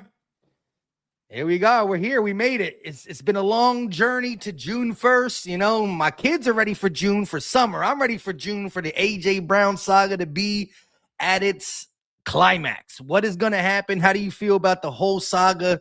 Let me hear from you, Wiz. Well, I think we enter in a new era of Eagles football. But like Jalen said, there's nothing that can replace the greatness of AJ Brown. You know, what he did is what he did.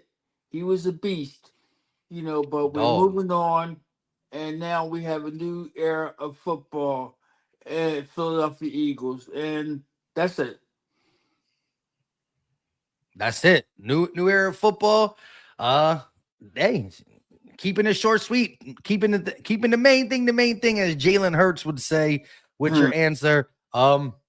Yeah, I mean, I've seen almost every take possible, whether it's on YouTube, whether it's national pundits, whether it's just fans on Twitter. The AJ, the AJ supporters, the AJ want to stay, the people ready to kick him out, mad at him. I've seen it all, and that's why I understand it. But I'm more along the lines with everybody saying, "Hey, respect AJ, but it's time." Just as one of the callers said, Andy Reid. Nothing against him, but it was his time. It was his time to leave Philly, and that ultimately brought us some jewelry. He got us close, but he never got us over the hump. Nothing to say against him. Look at him; he's still doing his thing, winning chips after chips in KC, and AJ might go on to be something great. And I'm going to pay attention to that story. I'm not going to broadcast it to y'all every single day that I do a video, because some of y'all are going to be wanting that AJ Brown break, but if he has 5 straight 100-yard games and they're 0-5, whatever team he's on, I'm going to bring it up every once in a while. If he's now having press conferences where he's like, "Dang, I low-key miss Philly," because, he says some crazy shit, I'm going to bring it up. So this will something I'll be monitoring. And if he's with the Patriots, we will revisit this again sooner than later, because the Patriots and Eagles are going to have joint practice. And so, if he's wearing them colors going against Quinyon and Coop, that will need to be talked about just in how the Eagles are performing in joint practice. So I'm going to pay attention to it. Ron, shout out to Ron, said I'm still drafting him in fantasy. Hey, if he's in a pass heavy scheme, you might as well draft him in fantasy. We'll see how all that transpires. But you got anything else in terms of how you feel today about AJ's possible departure? Yes, I'm melancholy. I feel sad. I'm actually feel sad. But I just want to give you your props, Philly Mike. Every time I listen to you, your podcast, when you say, please hit that like button, I'm always right on it, man. So I you're the appreciate only it. one Go a that I long do way. that. Yes, Goes a long way. that's right, man. So let's go Birds. Hey, I love it. I love it. All about the birds. Shout out to Wiz. Appreciate you for coming on, my guy, and Peace, hitting that bro. like button. All right. All right, be easy, bro. Got you. All right. We got G Code in the building, and then we got EC12, and then we got Bird Game back. He'll cap it all for us. G Code, what's going on? What up? What up, my guy? How you doing? I'm chilling. How about yourself? Man, I'm mixed feelings, but I'm good, man. I'm ready to get this over with, man. I'm annoyed with all this stuff, man. I'm triggered because I've been an Eagles fan so long that this is bringing up the T.O. and McNabb feeling again, and I was so annoyed with that. And thank God, social media wasn't, social media That's wasn't. big, yeah. It would have drove me crazy, bro. I probably couldn't even go on social media, but just listening to a few of the, you and a few of the guys talk, man, some good points, man. Like when Andy Reid left. When Andy Reid left the team, man, and Andy's my favorite coach. That's the coach I came in with. I love Big Red still. It was time for Andy, and it was time for the Eagles to move on. It was good for Andy, and it was good for us. I think we can all agree on that. If got, but what's really grinding my gears, bro, I don't like the fact. Well, first of all, I hated the Patriots for so long. Oh, yeah. Because of the Andy Reid saga in 04. Yeah. But once we got our lick back, I was like, okay, I can finally drop that. I'm not mad at them no more. Like, y'all can be gone now. I don't care. You know what I mean? I try to wipe my hands with it. But here we go again. I'm doing sneaky conniving stuff, not getting in the NFL, not doing nothing about it. Them tampering. They just wiped that shit under the rug. Yeah, got that lady resigned. She's probably, dealing with her marriage or whatever. And the NFL did nothing. And it seems, and I hope not, man. It seems like the Patriots going to get what they want. You know what I mean? And that just grinds my gears, bro. I do not want to give them what they want. It bothers me, bro. And another point I've been thinking about, man, I can't help to think about. I don't think AJ and Jalen was never really these best friends that they sold us on, bro. I mean, he godparent, like who? I think that was my this my opinion. I think that was just that's how they got over on the fans. Like, oh yeah, that's him and Jalen are friends. So this is why we traded for him. This is why we're bringing him. I think they fed that to the fans to get it over like that. I don't think these guys were close like that, bro. They don't act like that. And I'm big on body language, and you know what I mean? Because you can tell me anything with your mouth. Show me. Yeah, I hear you on that. Never seen them have this type of connection, bro. I'm sorry. And if I'm bugging, you can check me, but I don't think people. Let me ask you this though. This ain't a rumor. Like Jalen Hurts is the godfather of his daughter. Is he? Yes, that is facts. Okay, I stand corrected. Okay, all right. And again, like when AJ was drafted, guess who was there with him? When AJ got drafted? When AJ got drafted to the Titans, guess who was in that little area with it? Jalen was with him. You know what I'm saying? So that Jalen was hanging out with AJ before he got drafted or Jalen got drafted. You know what I'm saying? I stand corrected. But here's the thing. Jalen's not a rah-rah guy anyways. You know what I'm saying? And remember the phone call. Remember the phone call that they did? Yeah. You know, but I think it was more along this, right? I never really wanted to believe it was Jalen, and I still think it was more us losing and him being a wide receiver, which most wide receivers are divas. With that being said, even if they did start button heads, which now you got Skip Bayless saying like there's a legit off the field reason, blah blah blah blah blah. All that being said, if you have a best friend and he moves in with you, because whatever, when you move in together, like being best friends and being with each other every day at work, I feel like if they did bump heads now, once they separate, they'll be able to be all right. Then that's gonna mend the relationship. Them going their separate ways. Because look, I got like a small circle of like 5 guys that I've been rocking with since like my elementary days. Okay. But if I was with them every single day, I don't know. You know what I'm saying? I never really did the whole roommate thing. I've been on my own for a minute, but I understand it. You know, I feel like that butt heads, and they're both alphas in different ways. Yeah.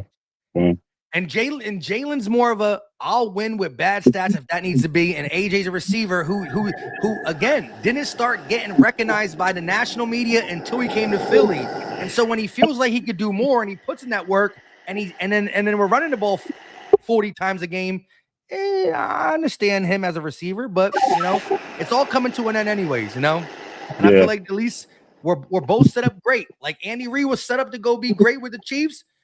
Meanwhile, the Eagles we both won jewelry. I feel like we're both set up great. Yeah. I just feel like the Eagles are set up better because at the end of the day, it depends what he wants, stats or winning. And I feel like maybe he can go to a place and gets both. I'm going to pay attention to it, but it is what it is. But I'm with you on the Patriots too. I would love for someone else to swoop in and take them. Yeah, I just don't like the fact that they like spoil babies and they always get what they want. And it's like, bro, come on, man. Like they still getting what they want, bro. Like, come on, man. They had like 15 years of winning with Brady. That's and then when Brady left, I said, you know what? I can't wait to see Patriots fans be in shambles for multiple years. And now they're already back. They lost the Super Bowl, but now if they get AJ, they'll be contenders next year as well if they get AJ. Yeah. But hey, I appreciate you, G Code. You always keep it real in the comment section. And one more thing before I go. Can your boy get his wrench back? You don't got a wrench? No. I bet. So when you get out of here, go into the chat, say some stuff, and I'll pull, because I can't do it on StreamYard, but I'll pull it up on my phone and get you your wrench back. You've been here too long not to have a wrench. My guy, I appreciate it, bro. Have a good summer. It'll be easy. Yeah. All right. We got a couple more left. We got EC, Prolific, and then Carlos. We're going to try to keep them a little bit more. We've been live for almost an hour and 30 minutes, so we're going to try to go through them. But EC, what's going on? You already know that profile, man. You already know that I already profile. see. I see 9-5. I see that. I see Hey, Garrett. hey, listen. Let me just say this, man. I appreciate AJ Brown for what he did. I'm not going to be the one trashing him. I'm sad it didn't work out. But at the same time, man, like the only way I would accept this 2020 first round pick, honestly, like, cause I ain't gonna lie to you, I don't like the fact that we just get a 28 first round pick. I really wanted 2027 first round pick. But I'm telling you right now, maybe Howie Roseman is looking at this way, right?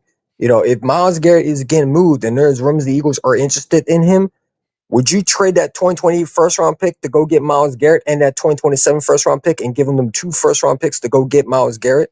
That's what I think Howie is thinking. He's looking at, I can get H. Brown traded to the Patriots, give them that 2020. They're going to give me that 2020 first round pick, and then I send that to Cleveland. You know what I'm saying? To go get Miles Garrett. It makes me think, maybe Howie Roseman has a plan with that 2020 first round pick.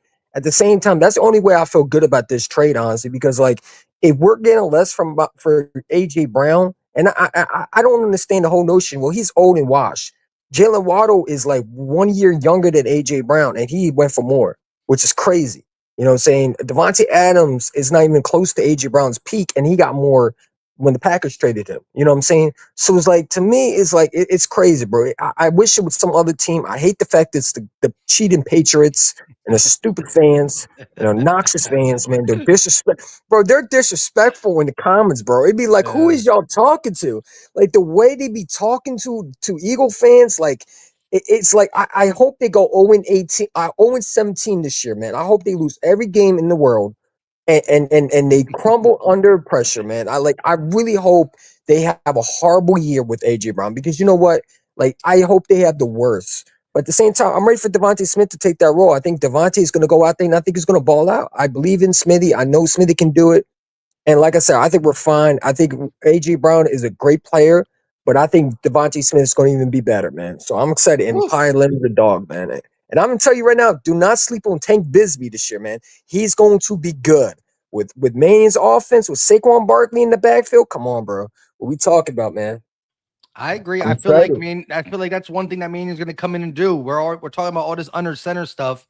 Under center is going to work to get more outside zones, outside stretch run plays off the play action. And so I feel like, we're talking about the pass game and being under center, but that's going to elevate the run game. Saquon Barkley getting ahead of steam at his size and hit with his jump cut ability is going to be crazy.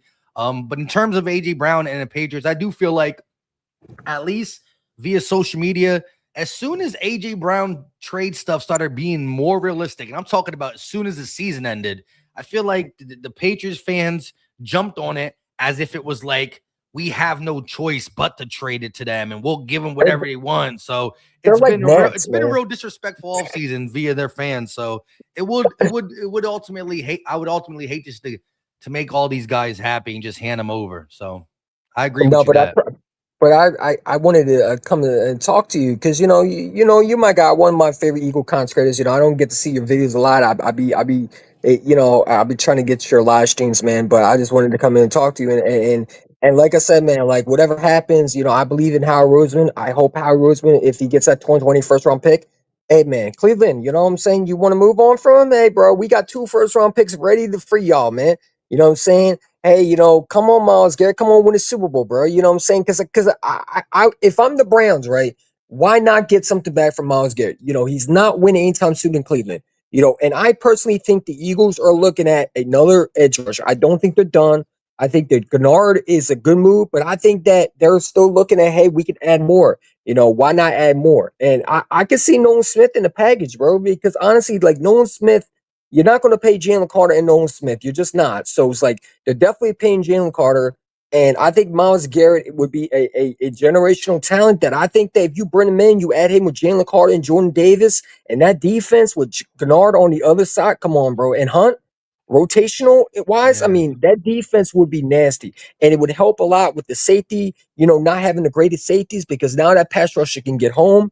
And when we saw when the pass rusher gets home, bro, like your secondary don't have to be the best. And I feel like No. that's what the Eagles plan is bring Miles Garrett in Philadelphia, and That's why I think they're going to make that move for the 21st round pick. That's the only way I could see this. Like, because other than that, I mean, you're getting less for a guy that I think is way more. Like, personally, I would ask the Patriots for 3 first round picks. You know what I'm saying? That's what I would ask. I would be greedy. I'll be like, no, you see, we want 3 first round picks. And if you can't do that, we'll just go somewhere else, you know? But, you know, I know Jeff Lloyd has a relationship with the Patriots, man, but we're going to see, bro. I'm excited for this team. I think Sean Man's going to do. I hope Nick stays out the way. Let the offense corner do his job, because that's my biggest fear is this season is Nick Sirianni. Like, that's my biggest fear going to the season is this head coach. This head coach got to stay out the way. Let Sean Mann do what he got to do, and we'll be fine, bro. Like I said, I mean, I believe in Jalen Hurts, and I'm excited, man. I'm excited. All of that, AJ Brown, I'm Yeah. just tired of it. I wanted to be done with, man. Hey, I think you finished up right on key in terms of it's going to be bittersweet because of how the offense is set up. So I still feel like we're going to be super successful, and it all depends on what we get and how we do certain things. At the end of the day, I'll never say no to Myles Garrett. And if the first round pick that we do get from from AJ Brown, whether it's 27 or 28, if that also plays in a part of a possible Myles Garrett trade, again, I think it's really, you get me I think it's excited, going to bro. push. It You get me would stress. excited, It would man. stress out the books. But if anybody can do it, it's Howie. So You I you wouldn't get me bet it, excited, but Philly Mike. You get that me would be excited. I'm crazy. already thinking about that. All right, but I'm yo, telling you. I'm telling you, we find a way to get him in the AJ Brown trade. Howie Roseman got to get a statue in Philadelphia, man, because that would be the ultimate fleece right there. You trade AJ Brown for a 21st round pick, and you somehow exchange that for Myles Garrett. well, part of that ours, and then maybe a Nolan Smith, like you said. So it would be I'm their just saying, 2028 ours, and then Smith or something like that. that's the ultimate Howie fleece right there. Hey, but we've seen it, when in terms of what we traded Carson Wentz away for, that picks was involved with getting guys like Cooper DeJean and AJ Brown and Jalen Carter. So he plays chess, not checkers. So a move that he does can ultimately come down the line and come be the icing on the cake for a team to get something. So we'll see. And We got 2 big he was names also for rumored to June get 1st. Michael Parsons. Not to cut you off, he was also rumored to get Michael Parsons. So who knows what he can do, man? You never know with Howie. But I'm gonna let you go. I know you have all the colors, man. I appreciate you for letting me come on, bro. And always go birds, fly goes fly. And yeah, man, I'm excited. I'm just waiting for this AJ Brown stuff to end, man. Hopefully It's today. coming. It's coming. Yeah, man. Go birds. Next 48 hours, we'll get our full answer on maybe both the guys, both Myles Garrett and AJ Brown. I appreciate you, EC12. MG, come to Philly, baby. Here we go. We're gonna see go birds. You already know. Let's get to the next guy before we get up bird game. We got Prolific in the building. I look like he got his situation handled now. What's going on? Bird gang. I can't hear you though. You can't hear me? Damn, hold on. I can't hear you, Mike. Hold on. Go out and come back in. Go out and come back in. Try this Tesla, bro. Hold on. I can't hear you. Hold on. I'm in that California weather. Hold on, man. Yeah, he said that California. Damn. Can you hear me? I can't hear you. I can hear you. I can hear you. I can't even hear you. So go out. I can't even hear you. I'm gonna do it. I'm gonna do it again. Damn, I'm gonna do it again. Hold on. All right, go out and come back in, and we'll see if we can get you on here. All right, let's get Carlos on real quick. Carlos, what's up? Yo. I can hear you loud and clear. How you feeling about this AJ Brown situation? You one of the last ones, so kick us off with some good stuff. Listen, man, at this point, it is what it is. I'm one of the older Eagles fans, so I've been through the mud and all that crap. Respect. So, I mean, I obviously, I'm not one of the fans that take it for granted or whatever. Of course, I want AJ to be here like everybody else, but this saga is just a little too much going on right now. It's just energy draining and all this bullshit, all this mental health excuses at this point. It's just at this point he's just a diva right now, man. So I mean, it's been doing this since the damn beginning, bro. It's like, but we were in a honeymoon phase, so we kind of let that shit go a little bit. Respect. So, but I mean, whatever happens, happens. I'm riding with the team. Always gonna be Eagles first.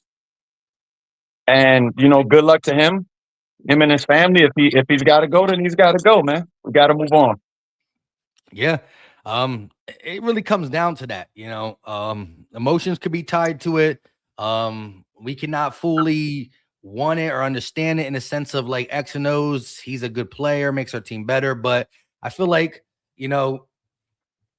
if any team was ready to lose their quote unquote number one guy, like if you go through all 31 other teams and you take their number one guy off, no one's more equipped to do it than the Eagles, simply because Smitty's been here and been integrated.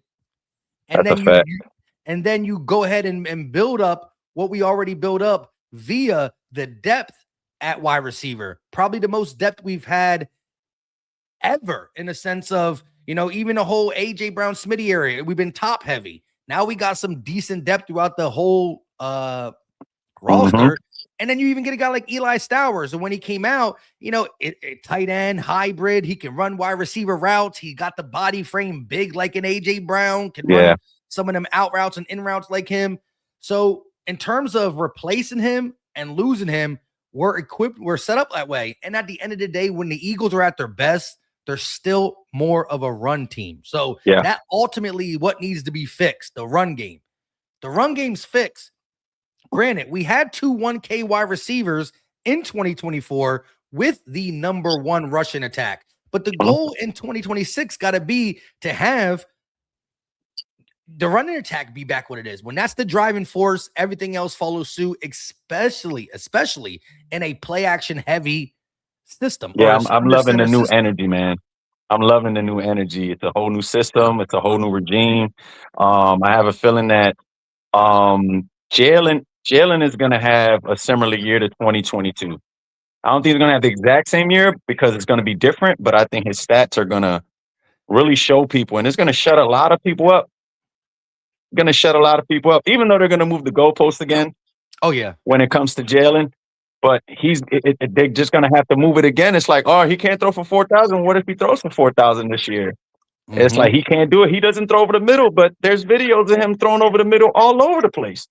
I don't get it, man. It's like I said, it is what it is at this point. I'm just ready for this saga to be over, move on to a whole new regime. I'm liking what I'm hearing so far. I like the new energy, and we'll see what happens, man.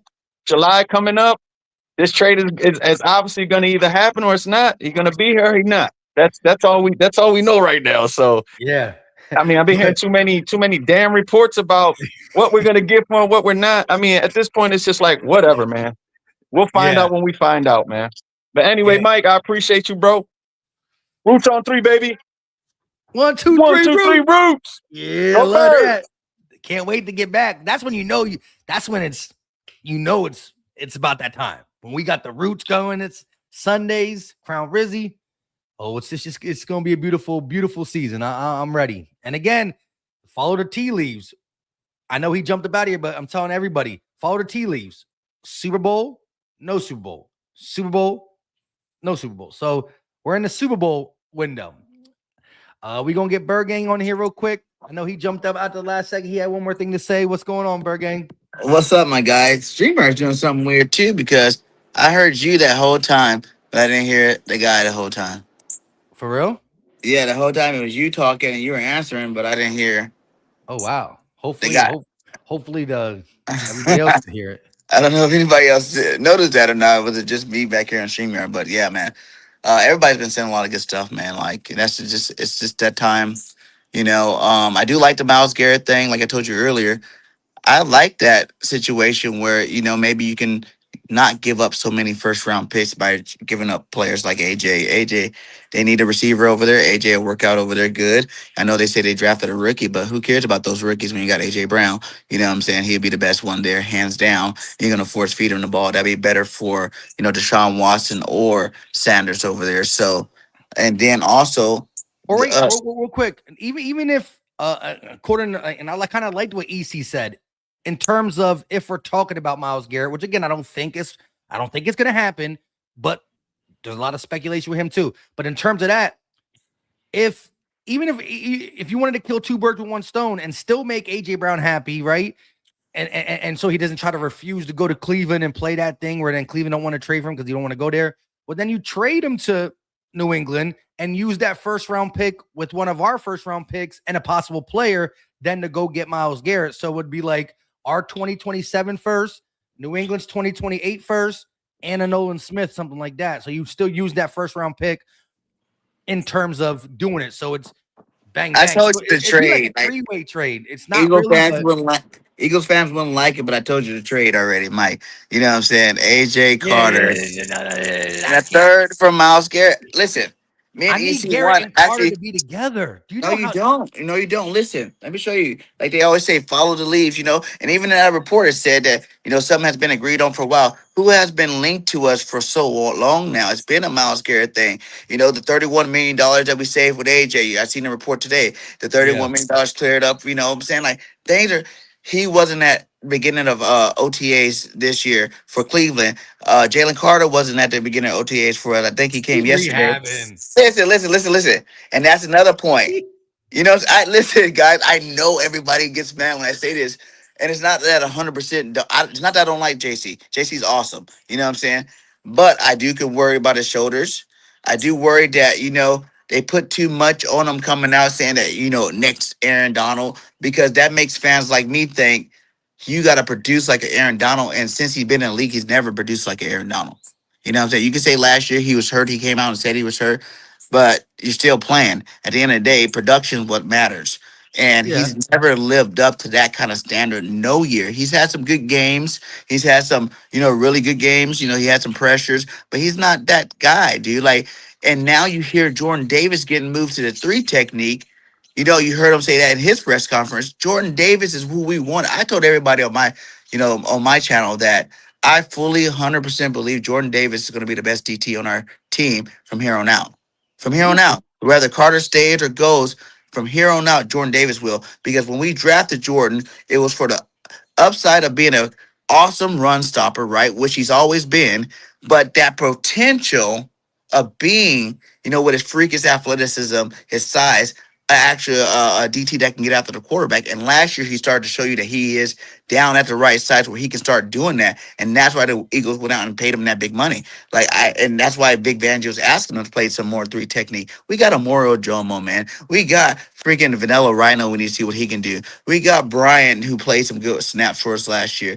BG, if he comes back, he's going to play some DT. Like the D tackle spot is not our weak spot on that line. The weak spot is the ends. You know what I'm saying? Like, yes, we got, Grenard. That's cool. But the other side, Jalen Hunt is a young up and coming, end that I definitely love on our football team. Nolan Smith is iffy. You know what I'm saying? He plays good. Sometimes he gets hurt. He plays good. It's kind of like N'Kobe Dean. If you want to throw Nolan Smith, N'Kobe Dean's been on that same kind of trajectory on our deep line. And I know people don't like hearing me say JC in a package, but Cleveland's got to get something out of it too, besides just some hopefuls. Now, if you're going to give away the best defensive player in football, you're not just going to do it for a couple of draft picks that you hope will pan out and, make your defensive line better. You're going to do it for someone that has the upside to replace a guy like Myles Garrett in the future. And that's only Jalen Carter in terms of our team, what the, so-called media and perspective is. It's only Jalen Carter. And for my take is Jalen Carter is a rising star. Could he get that ceiling? Yeah. Could he not get that ceiling? Yeah.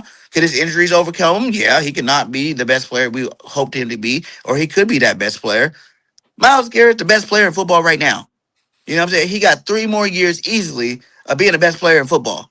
You add that to your D line, I promise you people will forget Jalen Carter. Woo.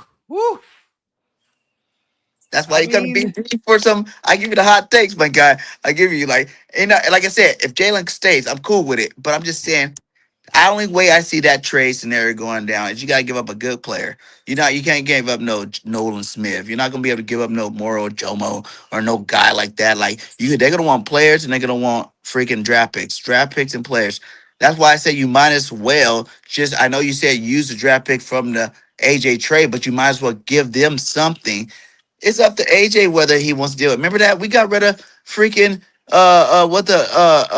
Hassan Reddick to the Jets. We got what we wanted. The Jets had to deal with him not coming to trade. That's their business. If we trade him to Cleveland and they agree on the trade and we get a trade, let them worry about whatever they're gonna do over there. You know what I'm saying? I'm I not really agree. worried I about agree. it. I hear you there if they agree for sure. Yeah. So, but all I would say is this. I mean, Myles Garrett didn't have a spectacular D tackle in Cleveland and still broke the sack record. So he's a one-man band, and the Eagles D line as a collective is great. So truth be told, Myles Garrett on the D line for 1 year, or Jalen Carter, you're going to get more production for a Myles Garrett type player, especially with the arrival of Jordan Davis, and Jomo's no joke too. But I would still love the fact that if and ultimately, which would terrorize on even another level, is when you get a dominant inside pressure and a dominant outside. Like that is, I think, the deadliest combination you can put on a defensive line, ever is a dominant Davis. outside and a dominant inside. I think Jordan Davis is going to be that guy. I think Jordan's going to take another step this year. He's going to be that much better. And that much better is Pro Bowl, All-Pro Jordan Davis this year. Like, I think he's that good. I think that's why the Eagles thought he was that good. I think there was no problem. You didn't see the Eagles hesitate to give him the 5th-year option, to hesitate to give him that contract just because they didn't believe him. They understand he's working hard. He's doing what he got to do to become a best player. And his upside is way bigger than Carter's. He's faster than Carter. He's bigger than Carter. You know what I'm saying? He will command more double teams than Carter. Trust me, Carter is good. We drafted Carter to get after the passer, right? We drafted Jordan Davis to stop the run plus get after the passer. Remember Fletcher Cox kind of, stopping the run. That's what made that. Jalen Carter could do it all too, though. Not as good as Jordan Davis to the top of that run. He's a true nose. Yeah. But I'm trying to tell you, 2-shoulder Jalen Carter literally got the potential to drop double-digit sacks on the D tackle position. And again, that's not easy to do. We haven't seen it though. Remember Aaron Donald? You compared him to Aaron Donald. Aaron Donald did it year in, year out. All right. Well, look, his rookie season. At the end of the day, because of the shoulder injury last year, you can't really judge. And it was, my take was always year 3 is when he was going to show it, but he got injured. But we can't just say like he's been injury prone his whole life or anything. That at the end of the day, it's football. We could trade for Myles Garrett and he can break something on you know what I mean? At the end of the day, it is football. Both shoulders, my guy. You know what I'm saying? Some of these leagues, I'm saying, you're not just one shoulder. You're talking about both shoulders, my guy. He's a defensive tackle, okay? Both shoulders. Like, you got to worry about both. You got to worry about both shoulders healing correctly. You know what I'm saying? And not being re-injured in the future. If it was one, okay. But you know about it's just like running back with 2 bad knees. You know what I'm saying? Like, you got 2 bad knees, my guy. Like, you put up 1,000 yards how last year. bad are they? Like, being injuring your shoulders and then getting repaired and healed, like there's a difference between having an injured shoulder and a bad shoulder that like never gets healthy again. Like, this is his first time he's ever had any problems with his shoulder. Like, who's more nervousness, and even though it's only one shoulder, is Jihad, because he came into the league with it and now it's happening again. This is Jalen, even though it's both shoulders, it's his first time. I'm just like I said. Saquon Barkley tore his ACL and then ran for 2K. Listen, you got. You know what I'm saying? We're in our Super Bowl window right now, and I'm telling you right now, we're in our Super Bowl window right now. In the next 3 years, if we had to give up JC for Myles Garrett, the next 3 years, our defensive line would be that much better. Because, like you said, if we didn't have a Jordan Davis, a Moro Jomo type cats on our D line already, we got this dude from Nigeria that look like he's about to be the next freaking Myles Garrett on that goddamn D line, my guy. Like, I know that might take I'm just saying, my guy, like, we got some DTs, okay, to put in the game that's going to do good enough for us. But like I said, that D-end spot is really where it's a lot weaker. And I just believe if something like that were to happen, that I would be, obviously, like, I didn't want Kobe Dean to go, but I knew Campbell had to play. You know what I'm saying? We didn't want a lot of players to go, but, we got the next man up. If it was a position, if the D tackle was a position that wouldn't be still firm without him. You know what I'm saying? Like, say we didn't have a Jordan Davis, we only have Moro Jomo. Then I'd be like, no, you can't get rid of Jalen Carter. But since you do still got a Jordan Davis, a Moro Jomo, you know what I'm saying, and some nice guys like Brian and, Vanilla Rhino, hopefully this year he gets himself together, because I really was looking forward to him to do something. He was horrible. I think it's like it's an opportunity, because you'll never, ever be able to get a defensive end like that. In that kind of pressure, he stops the run. Myles Garrett's the best defensive player in football. He's been for a while. I mean, that's guaranteed like damn near 20 sacks every year for the next 3 years. And that's our window. You know what I'm saying? Like, especially with our boys with our D line and our we got the best secondary in football, my guy. Like that secondary is going to even help Miles get. He might break his own damn record. He might get 30 sacks in a season and some record that you never even see be broke again with our coverage that we got. Our linebackers are coverage linebackers. But hold on. You know what also helped him get that break his own record? Mm-hmm. That interior pressure from Jalen Carter. That interior pressure from Jordan Davis. Jordan Davis. Who had more sacks last year, Mike? Jalen Carter or Jordan Davis? He played with no shoulders. You still played, my guy. You can't. Injury is football, my guy. Injuries don't matter. Either you hurt or you injured. You know, if you injured, you're not playing. If you hurt, you're playing. Hold on. So he played those games. He chose to play those games, and he didn't look good in them. How about this? How about this? Barring both of them are still on the team, which I believe they will be, Carter and Davis. We could make a little. We could do a little something. Who has the more sacks? We can do something this year about Jordan Davis. Because I firmly believe it. Even if Jalen Carter stays on our football team, will he be good? Yes. Will Jordan Davis have better seasons in terms of overall effect on that defensive line? I say yes. All right. Well, we gotta have to put something up. And I might even spot you a couple sacks because I'm trying to tell you, Jalen Carter's about to go crazy. It's a contract year too. Listen, how many sacks does Jalen Carter have per year? Like 3, 4, maybe 6 sacks a year. Yeah, I don't even know if his address is as average for the 3 years is like 6, probably like 6 right now. You know what I'm saying? Like he's not no guy that's anything less than 7 this year, and he's going to be double team still. Why is he not going to be able to? I said nothing less than 7. Out of 17 games, Mike, that's not super elite to be claiming, because you got to realize too, and what I was talking to you about earlier with Howie Roseman paying this guy. Like, no matter what, you keep him on the team from his trajectory, unless he gets another injury this year, you're going to have to pay him. You're going to have to pay him top, defensive player money. Like, you're going to have to give him like one of Miles, because everybody considers him the next upcoming. You're going to have to break the bank for him, okay? And if he goes out with, you're going to break the bank, give the most non-quarterback money to a Jalen Carter who gives you 7 sacks? No, I said that is the floor. He's never got double digits, so what's the ceiling? That's the floor and the ceiling right now. Until he proves it. He's been in the league for 3 years. And I know last year hurt, but he was 2 other years where he didn't get no damn 10 double-digit sacks. Correct.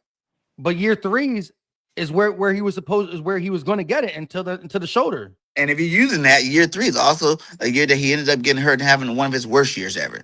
So just like the trajectory is supposed to be going up, his trajectory is not going up anymore. That year we're supposed to have skyrocket, it went down, my guy. You can't say it's not going up after an injured season. Why? He had 6 sacks in 2020 in 2023. So his rookie year, he had 6 sacks. Then in the Super Bowl season, he had 4.5. He had 3 last year. So what makes him different from any of the other first round DTs we drafted from a Bunkley or one of these other cats that got 6 sacks in the season? Listen, he had 6 sacks as a rookie. Then they game planned for him, and he was probably the most double team. He was probably the most double team guy in 2024. Still had 4.5 sacks. Last year he got hurt. I'm trying to tell you, this year he gonna come out here and you know who gets triple teamed on our team and double team too? Jordan Davis. No. Because his size. Yes, Jordan Davis gets double and triple teamed all the time. Nowhere near Jalen Carter. All the time. Well, you can't double team both of them, but I'm just saying that when he's not getting double teamed, is Jordan Davis getting double teamed too. And after last year, Jordan Davis earned respect, and you have to give. That's why I think they're moving him to that 3 technique, because you're gonna have to give respect to double teaming him, man. If he plays any better than he played last year. Hold up. Garrett just went to the Rams. He did? Yo. Damn, the Rams trying to win that chip. Hold on. Let me make sure this is the real Ian Rappaport. Holy shit. What'd he go for? That's what I want. Holy shit. So, hey, for everybody who was saying Myles Garrett won't be traded, he did just. Oh Lord, damn. What's his name too? Who's that shit talker that we all talk about? Who? The shit talker, the other edge for the Rams. Not Verse. Yeah, Jared Verse. He be talking trash on the Eagles all the time. Damn. So bombshell. The Browns are finalizing a trade. Let me just pull it up on my screen. Damn. Right here. Well, I guess that whole conversation is over. All the argument. JC's Yeah. dead. You're actually. JC is gonna. He's gonna be on the team this year, guys. Let's Go, to JC. You the best.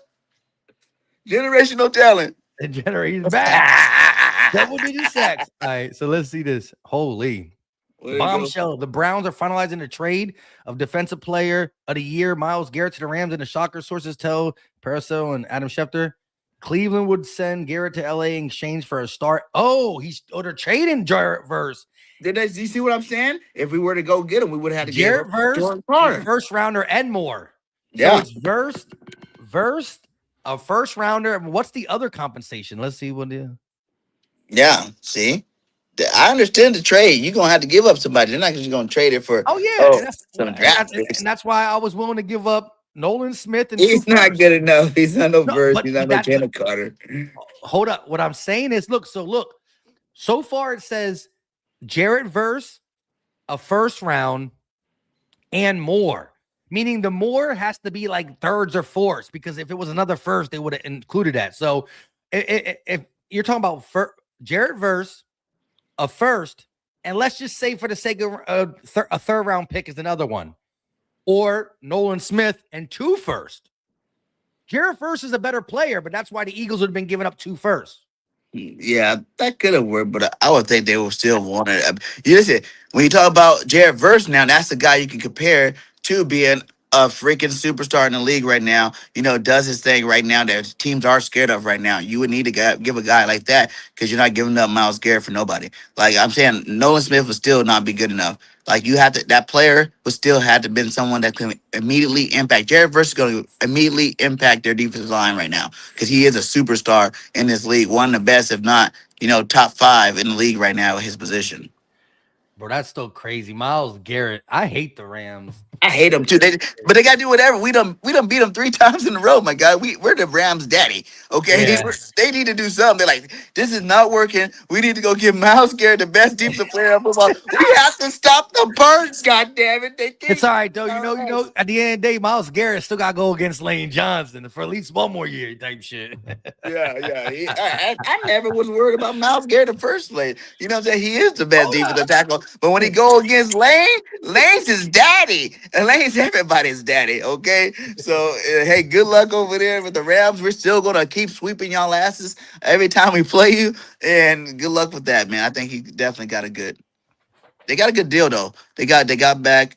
That's a good player, too. They got a good player. The Rams just got better for sure today, though. For sure. They definitely did. They just moved up that ranking. We're going to have to see what the other compensation was when they say the word more. But hey, appreciate you for coming on. Hey, check out BG31 on his channel too. He talks Eagles pretty much daily as well. And I'm be up there galore. That's why I was talking to a person about the place up there. I'm be up there, next month, early next month. We're gonna be doing a lot of Eagles content in the city. We're gonna be doing a lot of Eagles content all over the place. Like I definitely want to link up with you on some things if we can, man. Like I'm putting out the website. Make sure you guys go check out the website, Bird Game Nation .vip. It's a super fan site for all the Eagle fans out there. You know what I'm saying? It's starting to get more and more traction. And I definitely going to be putting some money into it. And we're going to be doing a lot of events and stuff in the Philadelphia area, after Susan's house sales and be done out of here by the first of the month. So. Well, there you go. We got to link up. I'll get with you for sure. All right. Yeah, my guy. Well, thanks again. You go, my guy. You know that. And we definitely got to get you on my show. Got to get you on the field alert, my guy. I'll be there. Appreciate you, bro. Late. Shout out to BG. But look, I'm just saying, said he shipped Verse to die. He's in Cleveland now. This is the last guest we're going to bring on Flipping the Birds. What's going on with you? Can you hear me? Man? Oh, what's up? What's up? Here, I locked in loud and clear. Let me get your take on this quick trade real quick, as we were talking Myles Garrett a little bit on the stream. Hey, man, I'm just, I can't hear you. You can't hear me? You got to probably go out and come back in. I don't know why I always do this. Always out and in. For an out one, if you see me do this, that means out and in. But Lord have mercy, Myles Garrett. They shipped Jared Verse off to die in Cleveland. There you are. Can you hear me? Yeah, I hear you, bro. All right, we locked in. What before we talk AJ Brown? What's your take on this? Rams get Myles Garrett for Jared Verse, a first and more. We don't know what the more is yet, but what's your take? Honestly, man, until it's actually finalized, I don't believe it. In this time with AI and all that stuff, I don't believe nothing. No, but I made sure to go on Ian Rappaport's page and double check that it was him and his 5 million followers, you know? Yeah. I mean, that's a direct response to just us beating them season after season after season. Yeah, I definitely agree with at least that point from the previous guy on. But man, he was bugging about Jalen Carter, man. Like, what? Bro, Well, he what pretty are you much saying? he's talking about the impact that's going to happen in 2026. Like, meaning like who's going to be more productive just on the surface of 2026, Myles Garrett or Carter, you know? Not talking long-term future, you know, Jalen Carter could have, a decade more, 12 years more with his age and blah, blah, blah. But he was talking about just running it back for 2026 defensively. No, I feel you on that. I just think that JC, we got to hold on to him as much as possible. And I agreed with what you were saying, man. Like, but doesn't he have like, he definitely has for the amount of years he's played, like, doesn't he have at least 17 sacks or something like that? If you include the playoffs and everything. 6 is rookie. Well, just regular season, he has a total of 6 is rookie season, 4.5 his second year, and 3 last year because again being down with the injury. Yeah, exactly. And I honestly, still think sacks is not everything because, like, correct. like How you're you're fitting in. saying, Look, double team. He's the man in the double triple team. Yeah. Yeah, that's the kind of presence he has. And no disrespect to Jordan Davis, but last year was his best year since we drafted him. So he's just basing it off 1 year. Now, granted, I think Jordan Davis, he's arrived. He's here finally. So I'm like, cool. But having those two in the middle, I mean, you got to keep them together. Yeah, I absolutely agree. I feel like as Jordan Davis arrived last year, Jalen Carter is about to literally arrive this year. And even though he's being talked about as a great, and he still hasn't even arrived due to what I know Fangio expects out of him, what someone like I expect out of him, and even Carter out of himself.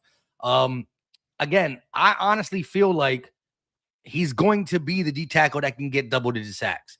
And I feel like it's going to come. Why not in a prove-it year? You know, it's a prove-it year for his contract. Them shoulders are looking good, according to Fangio, who don't sugarcoat things. He's ahead of schedule. We did get the reports that he came in last year a little on the overweight side, a little on the sluggish side. This year, it's been all rehab, all work. And, these guys are young too, and they get all this money. And so they've been just living off the raw talent. That's why they could beat people up in Georgia.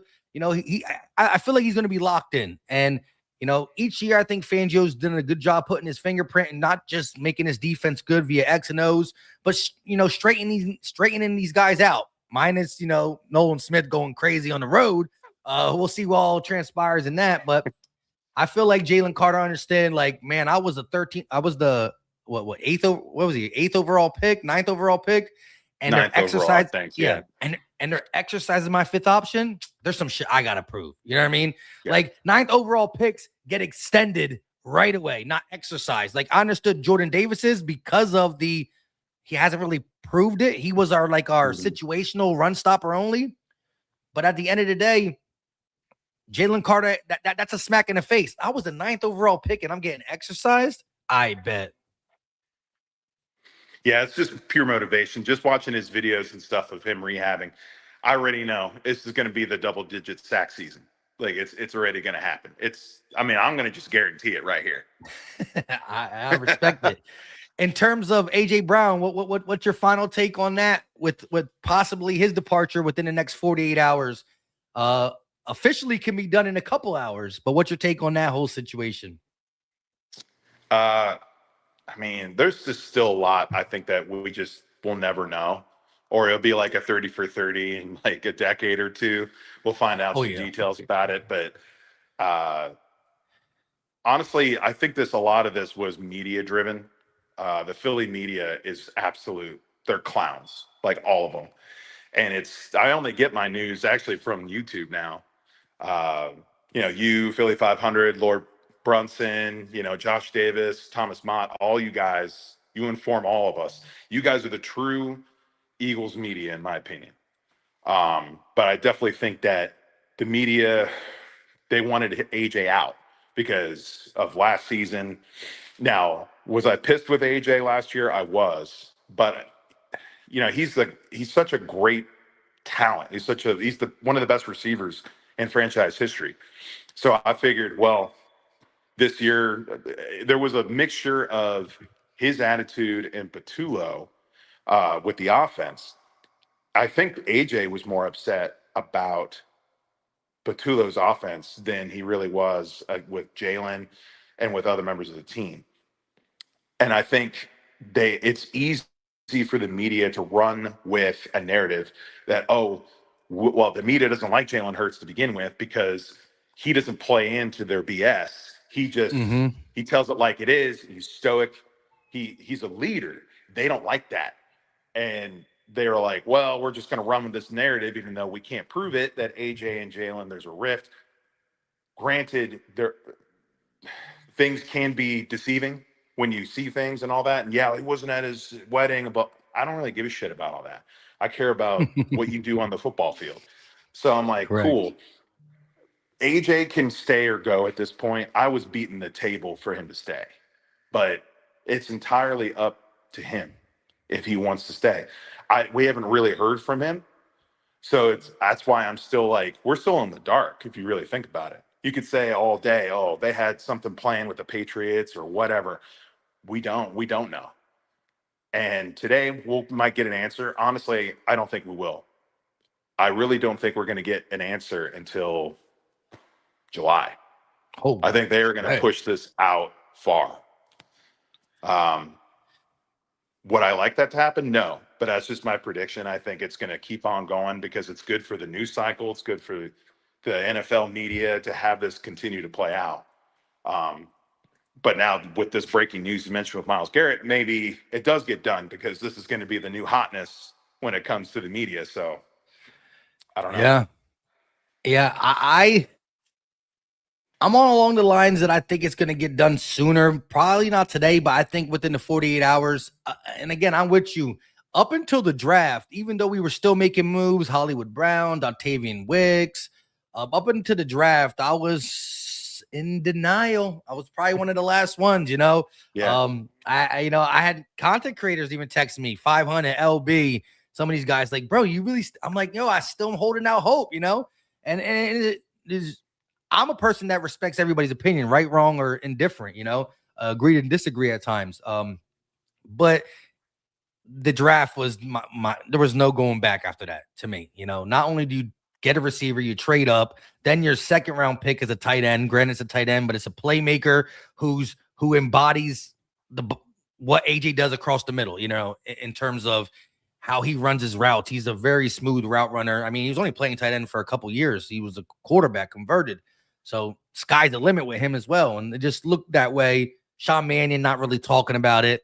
Howie and Nick saying, as of now, he's an Eagle. He's an Eagle. He's an Eagle. And to your point, AJ not talking. Yeah, he never said he don't want to be here, but that's just the, better way to handle it, because at the end of the day, we've seen players come out and say, oh, this report's fake, in today's game of social media. What's his name? The safety for the Saints, Justin Reed, was being rumored to be traded or he wants out. He go on in and said, this is a fake ass report. So AJ could have did that, and now we're getting close to true. And he just deactivated his Twitter yesterday. Doesn't he do that every offseason though? Nah, but he does it throughout the offseason. But why deactivate it the day before June 1st? You know what I Yeah, mean? that's a good point. Another thing. And AJ's crazy with his doing stuff for a reason. So I came to the realization that he's leaving, I believe. And I just wanted to be over with. And I got nothing against him. When No, me neither. his 4 years in Midnight Green can match any receiver that I think will ever have.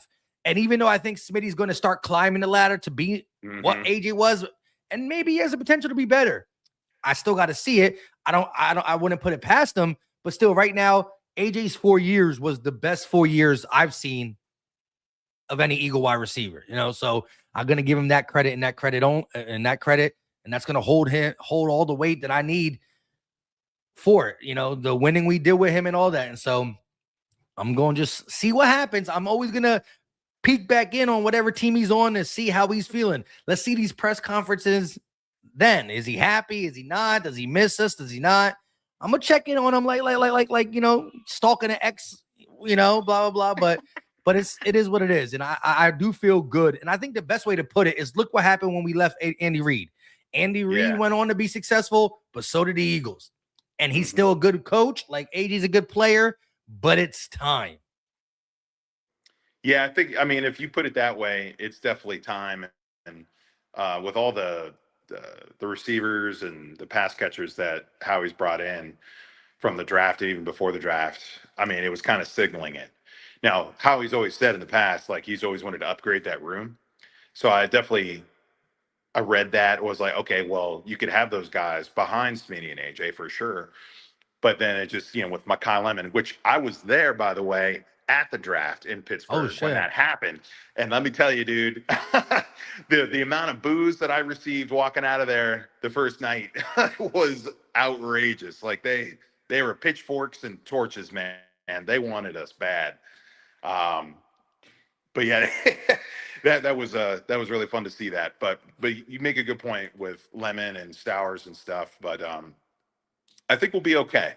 I think Howie's reinforced it enough that, and I'm not, granted, none of those receivers are AJ Brown. I mean, Mekhi Lemon, this is his first year. He could potentially be as good. I don't know. We'll see. But when it comes to all the other receivers, the proven receivers he brought in, I'm not going to say they're Band-Aids, but they're definitely going to help. And a few of them already are familiar with Mannion's offense. So that's just what Howie does anyway. Bringing in people when you bring in a new system, bringing those players. But I think we'll be okay. I think it's going to be more balanced offense than we've ever seen. And honestly, AJ, I mean, if he goes to the Pats, I'm honestly going to feel bad for him, dude. He's going to a dumpster fire potentially at that place right now. If the Vrabel stuff blows up, Yeah. And then, Vrabel and him, they're buds. So it would be a terrible situation if AJ went to the Pats and then he gets fired before week 1. I feel like, oh damn. That's crazy. But I'll let you go, Mike.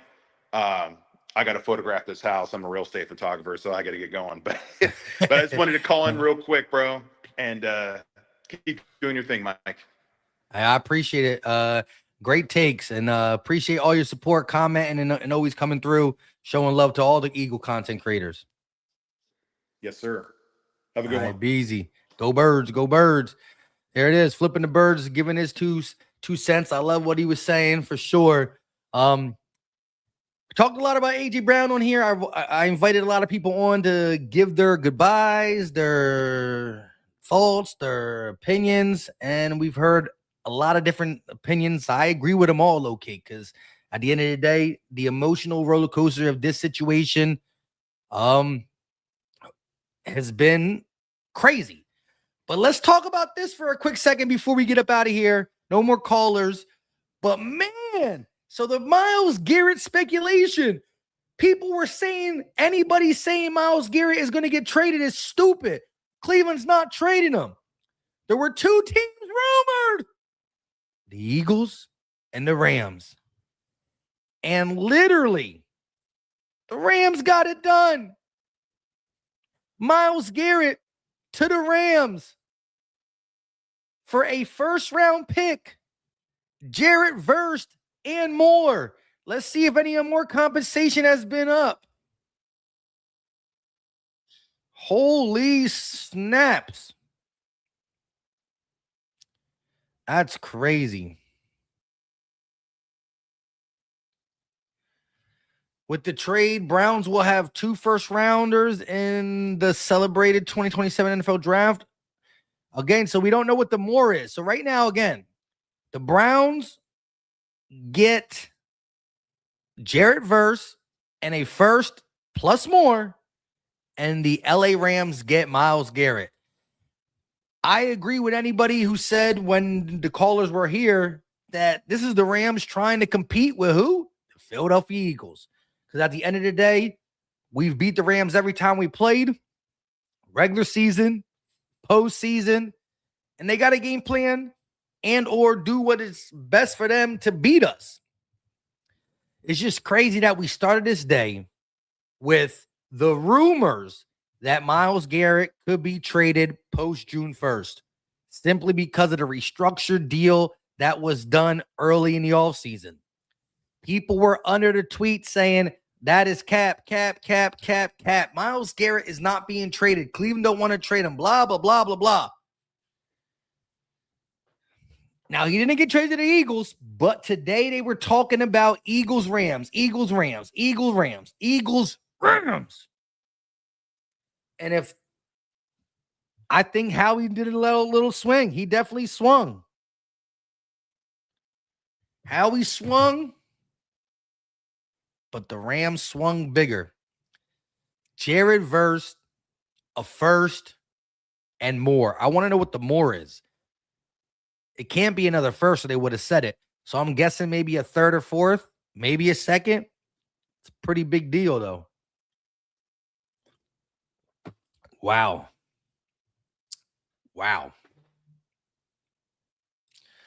The Big Ten repper said, told you how he ain't giving up the future for a 30-year-old.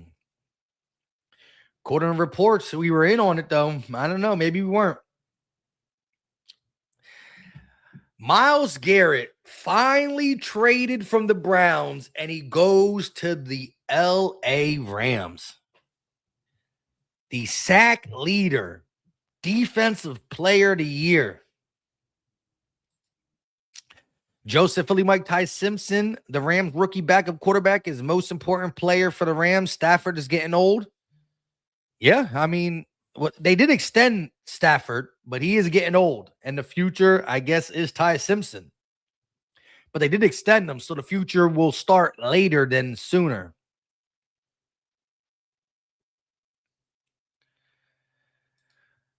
Freak said Howie wouldn't be doing his job if he didn't at least pick up the phone. That's facts. And that's literally came from Howie Roseman, not just Freak saying it. Howie's told us time and time again that every single time something is available, he picks up the phone. But again, if you look at the reports, again, this is not me just saying it. Hold on, let me just show you. Look, this is a beat reporter with 67K, right? He literally said a little bit ago, the Cowboys, Eagles, and Rams are showing trade interest in Myles Garrett. The Rams got it done. The Eagles were showing interest, supposedly.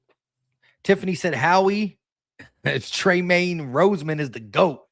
And Howie we still trust. And again, we still bolstered up our defensive line. Mind you, Myles Garrett is a dog, but they did give up Jarrett Verse for it. So it's not like it's Garrett and Verse on that D line.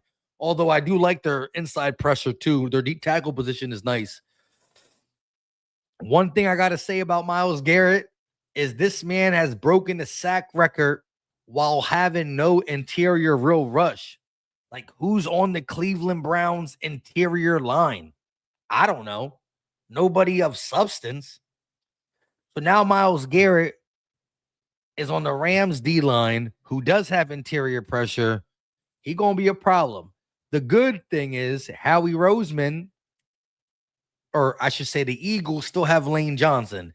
And Lane Johnson has been able to handle Myles Garrett thus far in his career. Now, granted, Lane is older, But Myles Garrett is still going to have trouble going around that right side of the defense or the offense with Lane Johnson still there. Paved the lane. But I can't lie. This is the Rams understanding their window in the NFC is still open. They looking at the Eagles like, yeah, they might lose A.J. Brown, but the Eagles have been giving us belt to ass. Well, not necessarily belt to ass in terms of score throughout the game.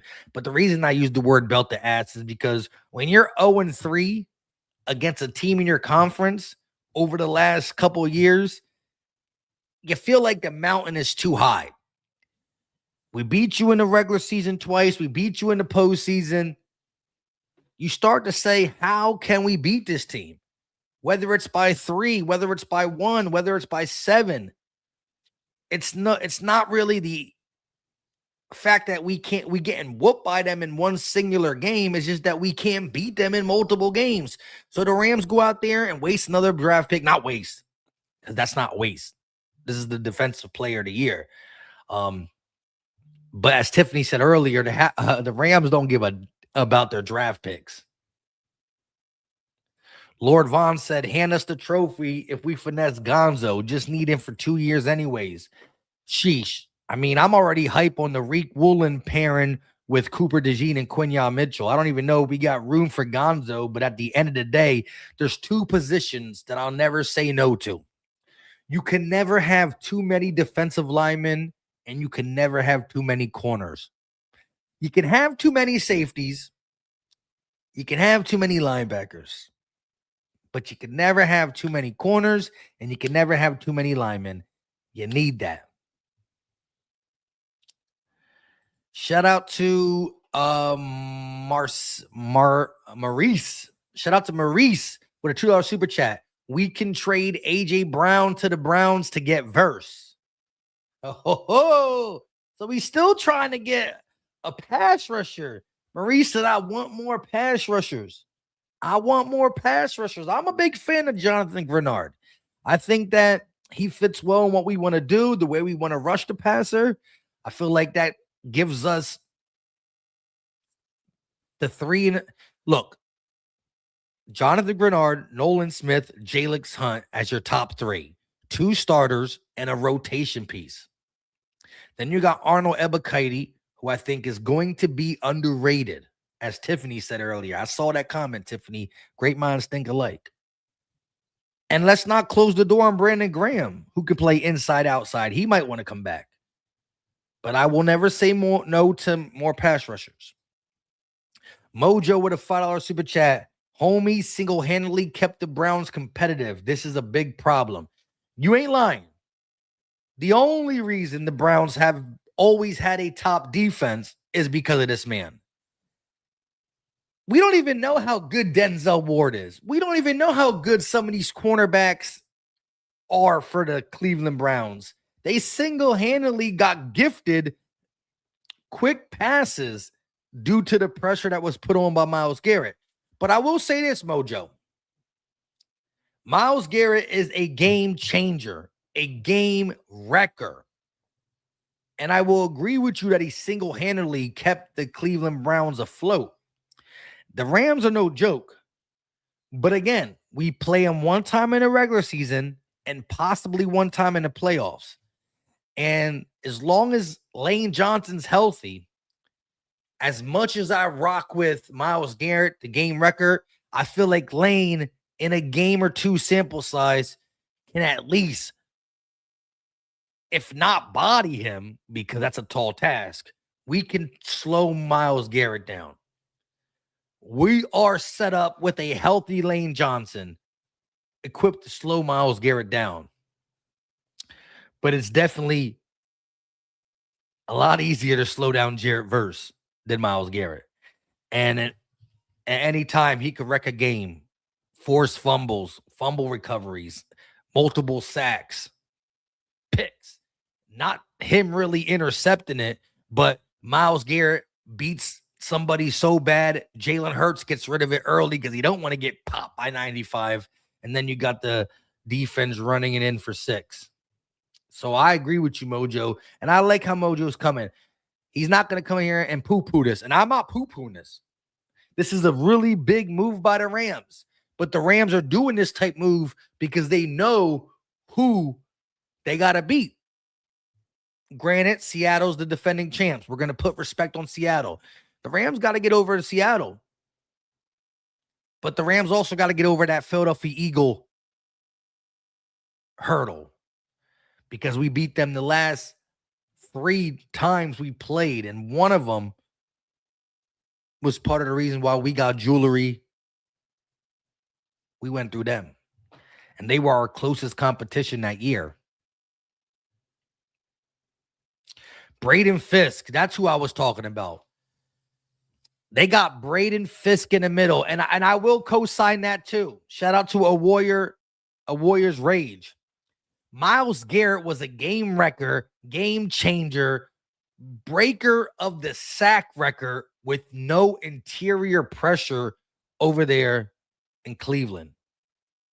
The Rams got the interior pressure that can make Myles Garrett and Kobe Turner. I forgot about Turner. The interior pressure that the Rams have is setting up Myles Garrett to maybe have his best year ever. His best year ever. Mojo with another $5 super chat said Myles is so talented. He can decide when to make big plays. He always makes big plays in big moments. He'll be a nightmare in the playoffs. Facts. And when you combine Myles Garrett with the interior pressure of a Braden Fisk and a Kobe Turner, Turner and Fisk with Myles Garrett never had that type of interior pressure. This is going to be a problem. Lane has to stay healthy. Has to. Ain't no way. And shout out to Big Fred. I love and respect Big Fred. I think he's a great swing tackle who can come in and help out if necessary for a game 2 or 3. But if the Eagles are matched up with the Rams and Lane Johnson ain't there, pray for our soul. Again, you're talking about a sack leader in Myles Garrett with interior pressure.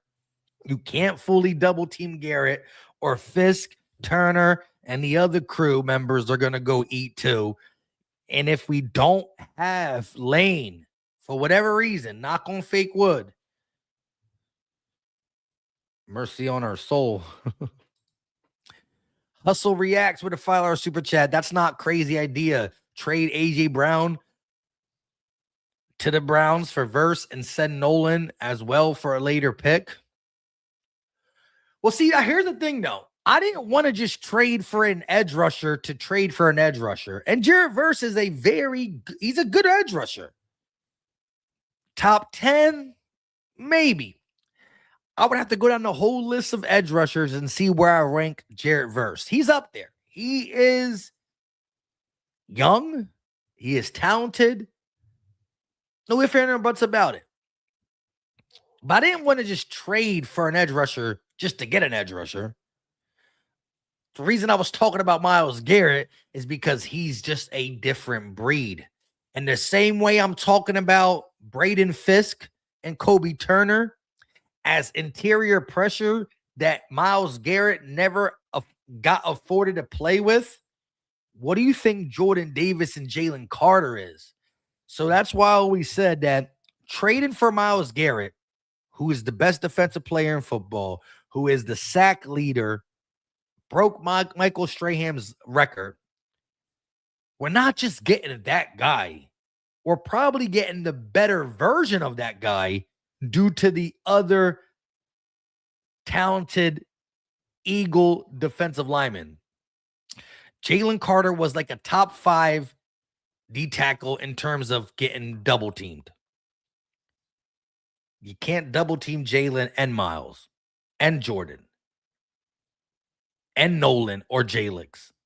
Or in terms of if we had to give up Nolan for the deal, Jalix or JG. but maybe we wouldn't have got him if we end up doing this earlier. But we couldn't have done it earlier. There's a reason Myles Garrett got traded on June 1st. And the deal is finalizing because it can't be final until 401, most likely. Similar to AJ's. Big Dog with a $5 super chat. The Rams not going to have to pass the ball ever after they got the lead. That low-key game. The Rams not going to the Rams are not going to have to pass the ball ever after they got the lead. That low-key's giving them a ring and the other quarterback running for his life. Well,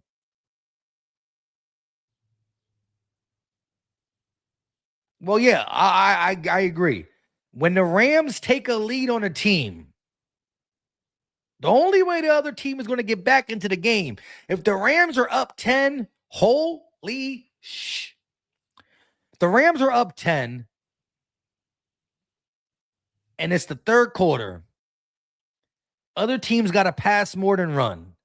And if you're dropping back to pass and Myles Garrett knows it, good luck. Mojo said, would you send 2 firsts for verse? Because that's what it is essentially. I mean, verse is good. Don't get me wrong. Verse is a talented player. But man, bro, the dream of Myles Garrett is officially over. The dream of Myles Garrett is officially over. I don't know. I don't know if I would send 2 firsts for Jarrett Verse. Let me know in the chat. Would y'all do it? 2 first-round picks for Jarrett Verse. Would y'all even do it? Maurice with another $5 super chat. It's not finalized yet. Howie Roseman can sneak in and get him like he did in the draft. Da-da-da, da-da-da. Why is Philly calling? Ha! Hey, yo. Could you imagine? Why is Philly calling? Yo, talk to me, Howie. Why is Philly calling? Could you imagine? Maurice said it's not finalized yet, and it can't be finalized until 4 o'clock. That's why it also says here, bombshell, the Browns are finalizing. Well, I mean, yeah, they're still in the process. I mean, I guess it could be done before June 1st. But then I think the Browns would have to pay more on it. I don't know. We got to get the full details. If this is one that's going to be finalized after 4 o'clock, or the Rams are going to eat whatever money they're going to eat and they're going to do it before. Because the whole speculation of why Myles Garrett's name heated up today was because of the June 1st implications. The Browns restructured his deal to kick in a bonus or something June 1st, or not kicking a bonus. I don't know. But the whole narrative was June 1st. And it is June 1st, but it's not official till 4 o'clock. So could you imagine if we get the, why is Philly calling? That should be epic. Last second, Howie Roseman for the win. Chad with a $5 super chat said, Rams want to beat us so bad. Glad we got Mulata and Lane. That's facts. Jarrett Verse was a good player, but he was definitely beatable in terms of our tackles, Lane and Jordan. But trust me, both Lane and Jordan, although they can handle their own Verse, Miles, in terms of every time we played the Cleveland Browns, Myles Garrett never really destroyed the game because of the bookend tackles we have. But we definitely exhausted all options to stop him. Double teams, chips, quick passes, run to the opposite side.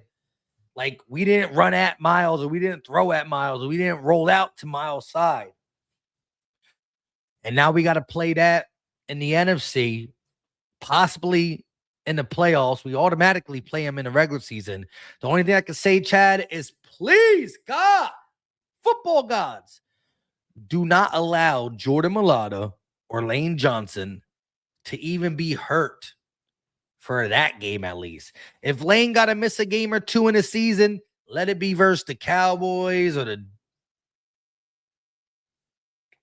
the Commanders or the Colts. Don't let anybody be missing when we play them Rams because they want to beat us. And if they beat us in the regular season this year, that can bolster their confidence for when and if we match up once again in the playoffs. I'm with you, Chad. We need them boys to be healthy. Rimo said nope for Miles easily, but not for Verse. Mojo with a $2 super chat said AJ Brown plus Nolan Smith equals 2 first-round picks for Verse. See, but AJ to me is already going to be traded. So to me, I'm not even thinking that we're losing AJ in that trade because I've already came to terms that he ain't going to be on the team no more. So in that case, to me, it's like Nolan for Verse because I'm already knowing that AJ's gone. That'd be interesting. That'd be interesting for sure. Because to me, AJ's already gone. And if for some strange reason AJ's not going, holy mug. Joe said, why hasn't AJ Brown been traded out yet? Just like the Garrett trade, telling us something, not close still, in my opinion. We gonna see. My biggest take is that I want to wait and fully see around 4 o'clock. Around 4 o'clock. Or actually today in general. Supposedly AJ Brown can't be traded until 4:01. Let's see if it happens at 4:01. Let's see if it happens at 5. Let's see if it happens at night. Let's see if it happens tomorrow morning. If it doesn't happen by tomorrow morning, then I'm on Joe's side.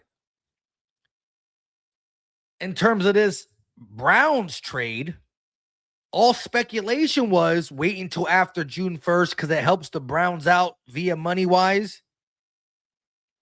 And the way Ian Rappaport is reporting it is that they are finalizing a trade. So is the trade done before June? Is it done before 4 o'clock or after 4 o'clock? I don't know. Eduardo R with a $2 super chat. Imagine if Aaron Donald comes out of retirement. Bro, why would you do that to me? Yo, why would you do that to me? And I don't know if y'all noticed, Aaron Donald has been posting some workout videos throughout the offseason and whatnot. That man looks like he's ready to play. Aaron Donald is still built entirely different than any D tackle ever seen. First of all, D tackles are strong and physical, but they're like the fat form, strong physical. Chris Jones, husky, strong physical. Jalen Carter, husky, strong physical. Dexter Lawrence, super husky, strong physical. Aaron Donald, that boy's not husky in terms of like chunky. That boy's just, Lord have mercy. He's just brolic. Like when you ever, like, look, Fletcher Cox is tough, but husky, chunky. Whenever I used to look at all the great D tackles, Fletch, Jones, Lawrence, and you put Aaron Donald, take their uniform off. And how all of them have no shirts on. Aaron Donald looks like he's he looks shredded. And everybody else is football D tackle shape. Bro, if Aaron Donald said, yo, let me come out of retirement real quick. I mean, they already got a great interior with Braden Fisk and Kobe Turner. But that shit just broke my soul when I read that. Imagine if AD come out. The two most gifted defensive players of our era. The best edge rusher in the last 25 years, Myles Garrett, with the best D tackle in the last 25 years. Holy. That'd be super scary. Green Wingman with a $5 super chat. 2 first rounds for Verse and save that man and becoming a Brown. Bro, I know Jared Verse is upset. Bro, the Rams, LA, playoff appearances, contender. to the dog pound. I know Jarrett Verse is sick right now. Sick. Bro, this man woke up like this. Let me get my workout in. I just got traded to the Browns. I know he's sick. Can Philadelphia save him? Find out on the next episode. Just kidding. Shout out to Green Wingman with a $5 super chat. Maurice with another $5 super chat. Remember, the Rams was interested in AJ. So what if they switch with AJ and Myles Garrett? Da-da-da, da-da-da. Yeah. Hey, yo, Maurice is coming with some fire, funny comments. Funny in the sense that I would love for it to happen. But the one thing the Rams don't want to do is make us better. And although getting AJ Brown would make their offense better, they not handing us Myles Garrett. Appreciate you, Brody. That's crazy. I love it though. Monica Lewis said, I think in my opinion, if Garrett really wanted to come to Philly, he would have. It's mental with some of the players not wanting to deal with some of all fans, and y'all Philly hate media plays a part. Maybe. However, Myles Garrett is on record saying that he would love to play in Philly. He literally said that a couple years ago when the Myles Garrett saga drama first started with possibly coming to Philly. It's documented. He said he would love to come to Philly. Versus from Ohio, so he's probably happy to be home. I hope people don't move off of Garrett and now list for Verse. Shout out to Be More Careful. Always been showing love to the channel. I didn't know that he's from Ohio. So honestly, if he's from Ohio, he actually might be happy. I know the football team's not good, but sometimes going home and playing for your home team. I mean, especially if he grew up a Cleveland fan. Now he could grow up a Cincinnati fan. I don't know. But I didn't know that. That's interesting. My man said this makes me sick. Yeah, it did. Bro, first off, I seen this in the chat. So I was chopping it up with one of the callers. It was BG, Bergang. And I saw somebody first say in the chat, Rams just got Garrett. I said, they're capping. And another comment came up and said, wow, Rams just got Jarrett. And I said, or Garrett. And I said, hold up. Now that's the second comment. Then another one, and another one, and another one. And I said, hold up. Ain't no way. And there it is. Schefter just posted Aaron Donald next in line. What the is going on? Seriously?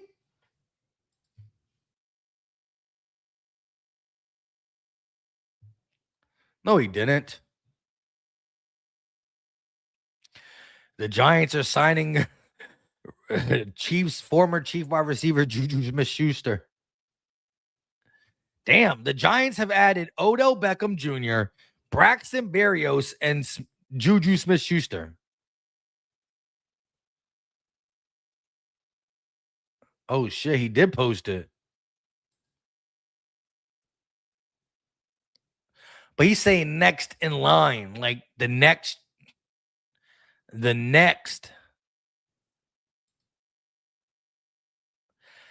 How does he mean it, though? Is he like saying Garrett, the next Aaron Donald in LA? Or is he's next up to sign with LA? Bro, that shit crazy. Yeah, the Giants signed Odell Beckham Jr., they signed Braxton Berrios, and now they signed Juju Smith-Schuster. That to me is saying that Malik Neighbors is not ready. Malik Neighbors suffered a ACL tear, and normally we've been seeing a lot of people recover from ACL tears quickly. But if they're signing 3 wide receivers in the last 3 days, all older veterans, something might be not too right with Malik Neighbors. This just makes me want to throw up, though.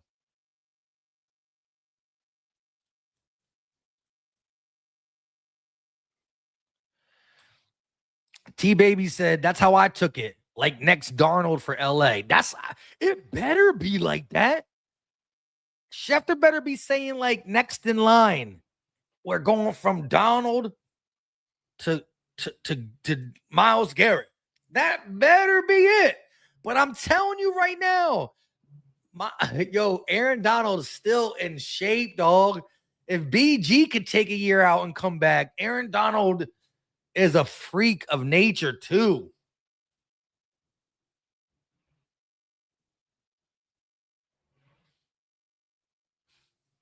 Bro, that shit looks scary.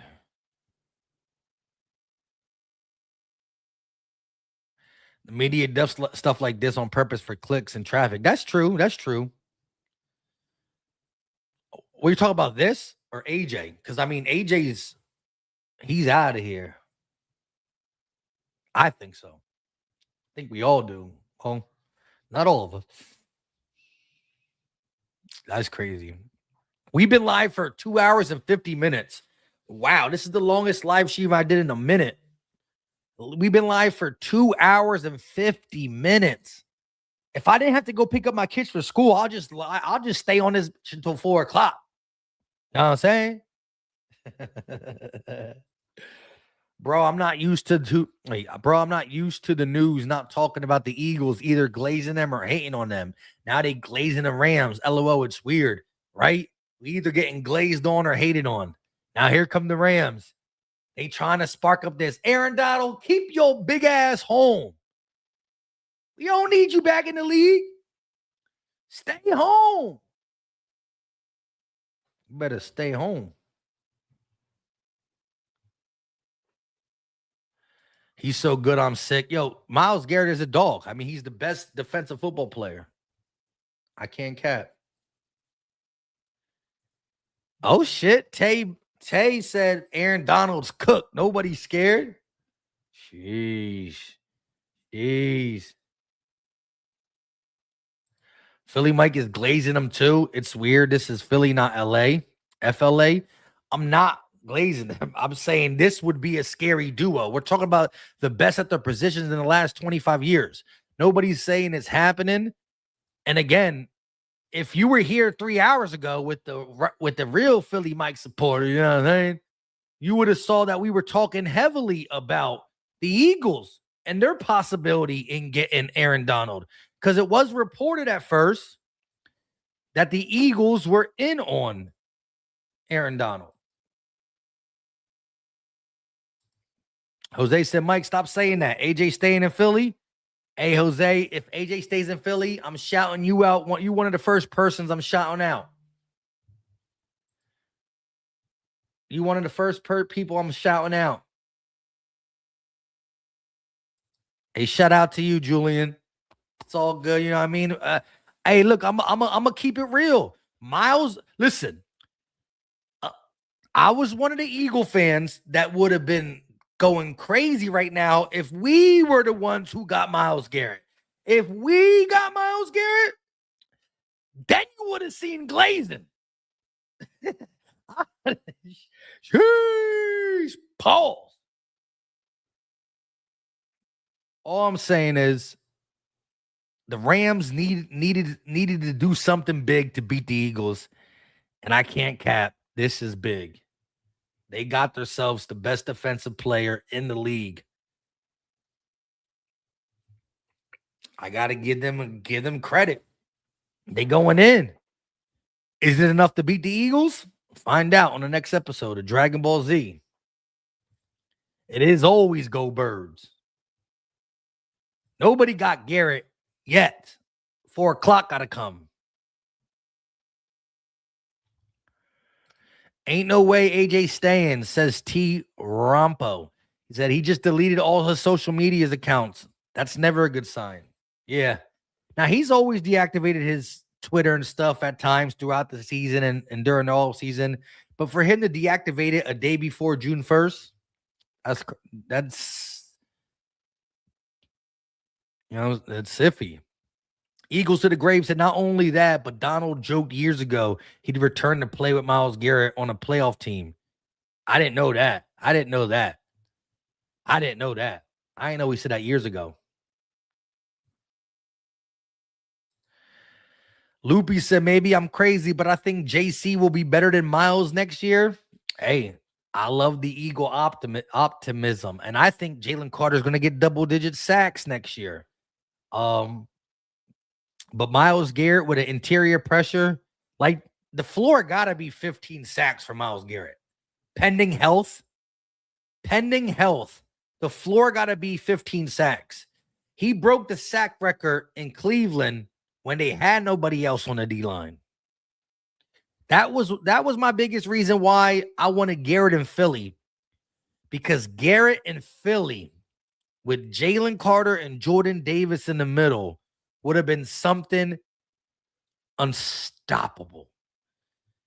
If Myles Garrett was unstoppable in Cleveland on a defensive line like the Rams or the Eagles, how do you even go about this? Donnie said, Philly Mike, I think the Browns would have wanted Carter and 2 number ones. I personally wouldn't have done it. Then I wouldn't have done it. I agree with you there, Donnie. But look, I mean, so far the reported compensation is 1 first-round pick, Jarrett Verse, and more. When you say and more, that means it's not another first-round pick. So it's probably thirds or fourth or something. So if you're telling me it's a first, a player, and a third, now Nolan Smith is not as good as Jarrett Verse, but that's when I would have did 2 firsts and Nolan Smith. Something along that lines. I don't know.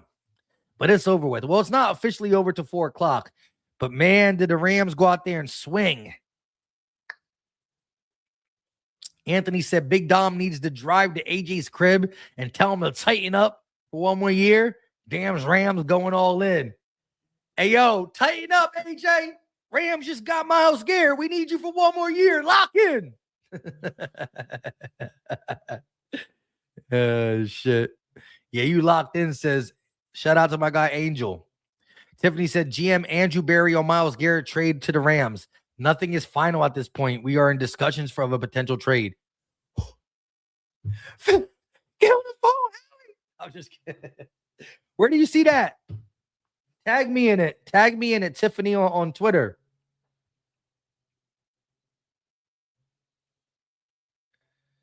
Jarrett Verse 27 first, 2028 second, and 2029 third was the that's the full compensation. Where do you see that, Anthony? Tag me in it. Let me go look for it. Holy.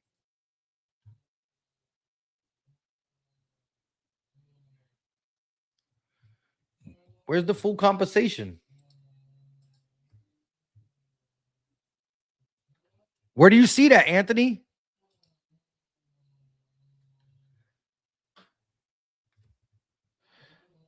Tag me in it on Twitter.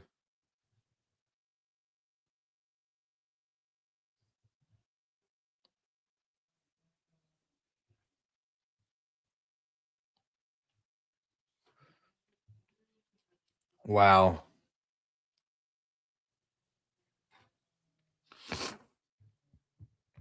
I need y'all to tag me in this so I could get to it. I don't even know where y'all it is. That's crazy though. Still. Come back to the Eagles world, Mike. We locked in. We back. Eagles going 18-0. 17-0, I mean. 17-0. Let's get it. We back.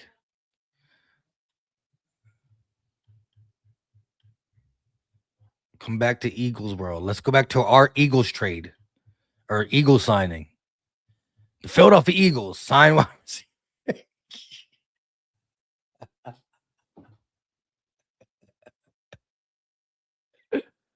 Oh, shit.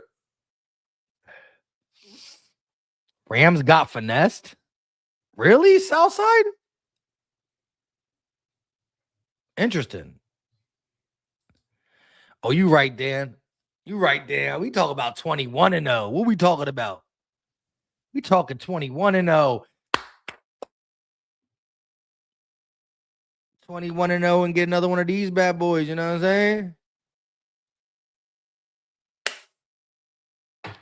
Mike, re-update. Let's see.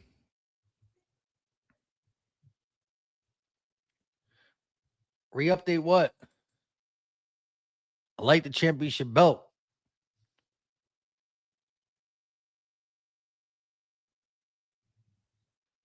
That's a lie. It's been deleted.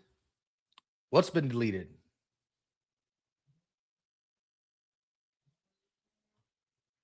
Steven said the Nigerian kid is going to be the next thing everyone's talking about. Need that. Need him to be like Jordan Malata and come through for us.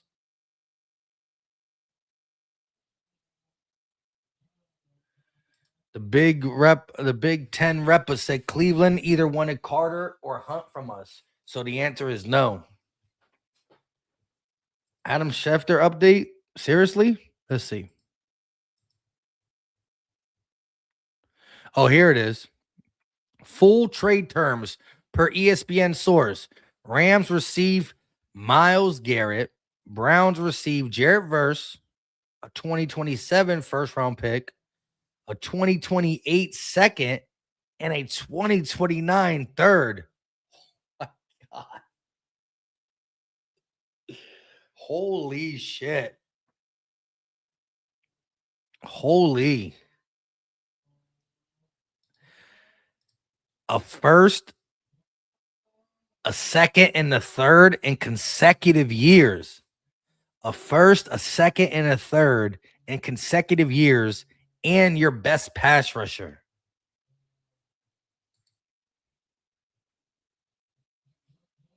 And they're still going to lose to the Eagles. Oh, lordy. That's a lot. That's a lot. Listen, the reports were that the Eagles were interested. When everybody was saying that the reports are capped, there were two teams named. Two teams named today calling about Garrett. Rams and Eagles. So I wonder what Howie offered.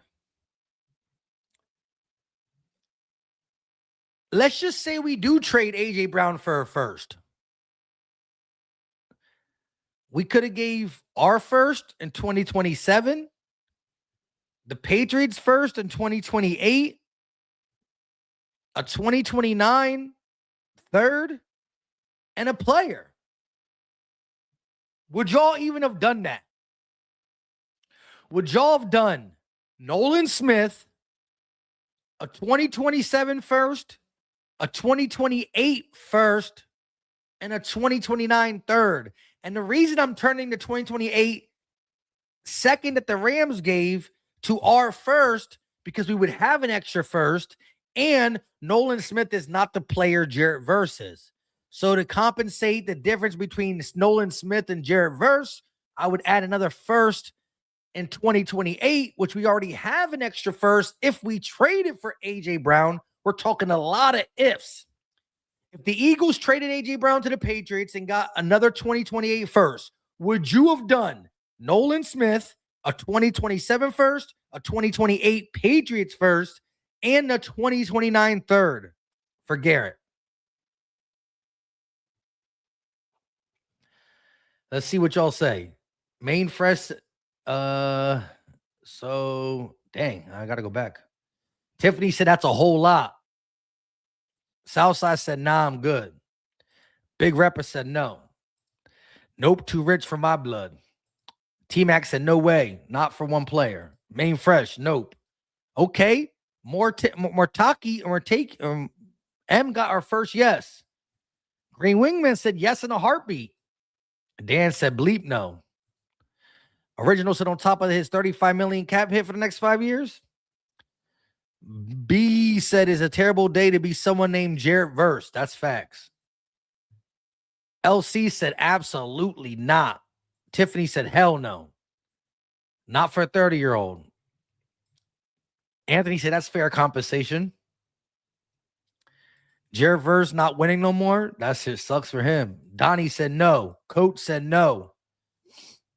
Rather give up less for Max Crosby. He's still only 28. Little RJ said no.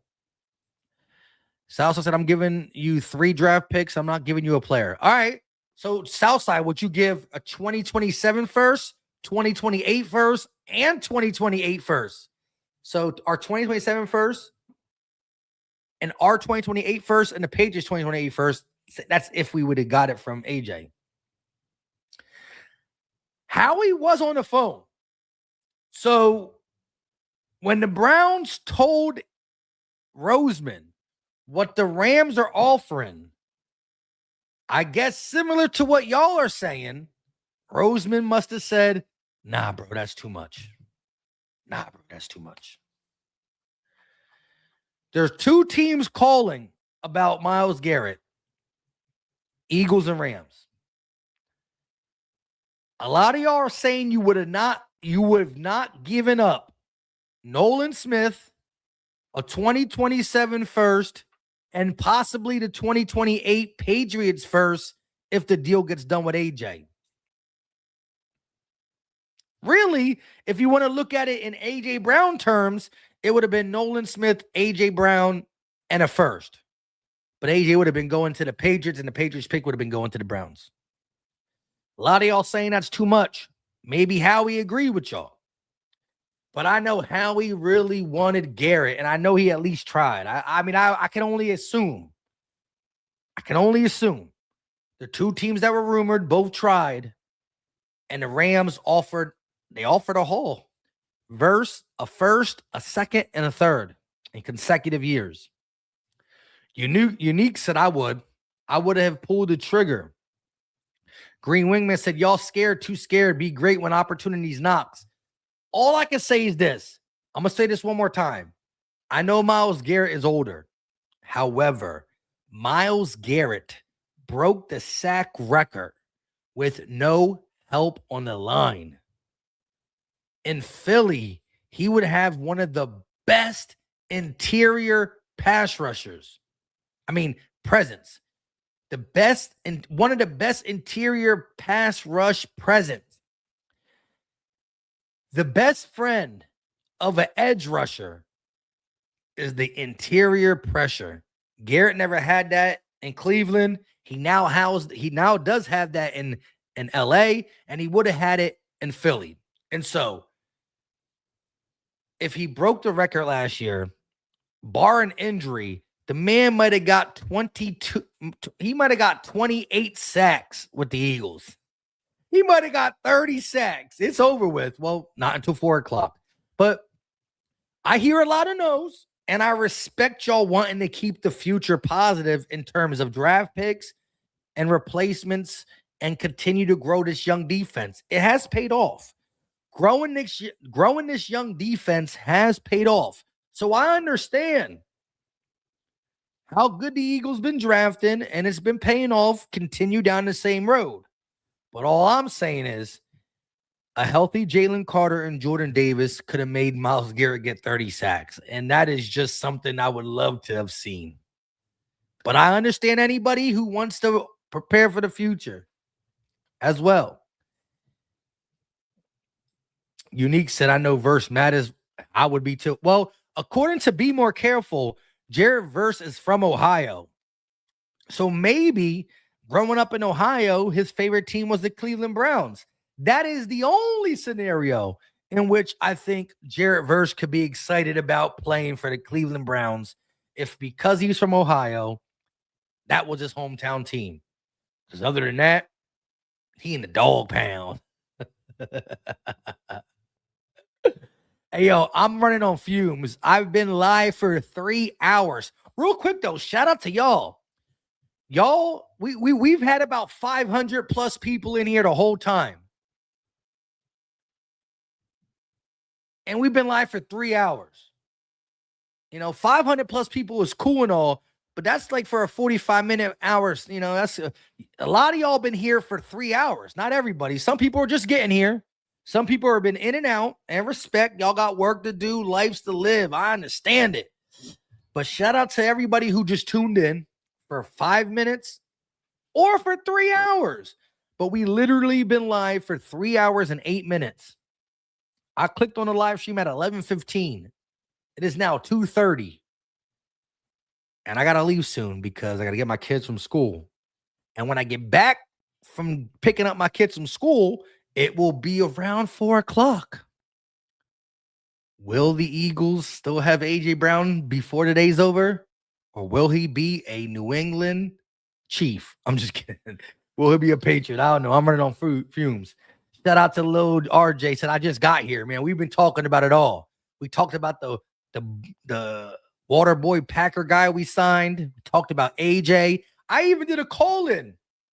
At least 10 to 15 people called in and gave us their goodbye AJ Brown take. Some were good, some were sad, some were happy, some were mad. But I love y'all to death. And I always say this, but I'm about to start doing it. I got to start going live more often.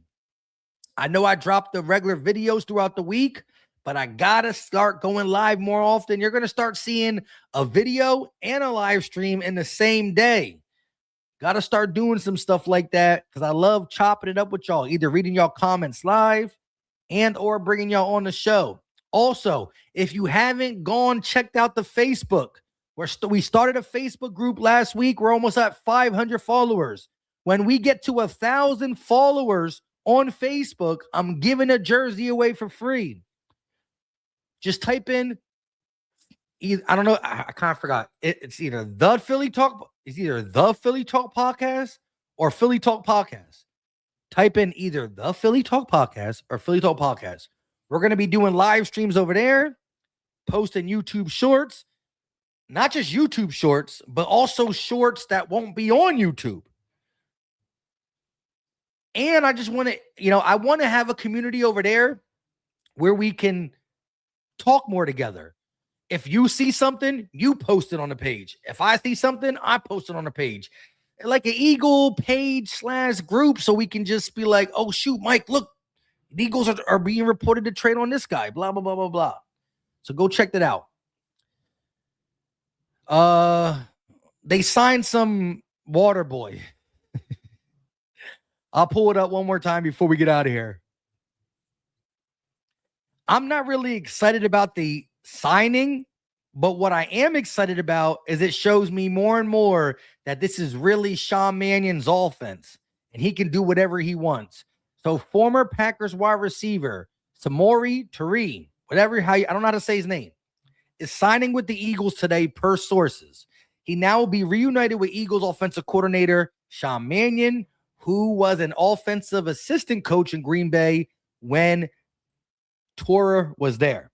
Eagles now have added 2 former Packers to the squad, Dontavian Wicks and number 83. Again, he's never had more than 150 yards in a season. He's a bubble guy, camp body, roster bubble guy, whatever you want to say. But I'm just excited about it in terms of Sean Mannion got his own offensive line coach, got his own run game coordinator, got a passing game coordinator that fits his style. He was able to get Wicks for $20 million. Howie went out and paid it. And now he wants this guy on his team, whether it's a culture guy, a guy who can help out the new wide receivers to the system. I don't know. I don't care. I just don't think he's going to pay off in terms of production. He's probably the last one on the roster, on the list of receivers, and we got a lot of them. But what I do like is we are officially handing the keys over to Sean Mannion, and that's exciting to me. Little RJ93 with a $2 super chat. He said Eagles will still be good if AJ is gone. I absolutely agree with you. That's why a lot of the callers were talking about bittersweet in terms of we are set up to be successful without him. And if he keeps playing like he plays, he will be successful without us. He made his name in Philly, though. Let's not forget it. He was an okay player before he coming to Philly. Now he's a top guy in the league. Keep that in mind. I love the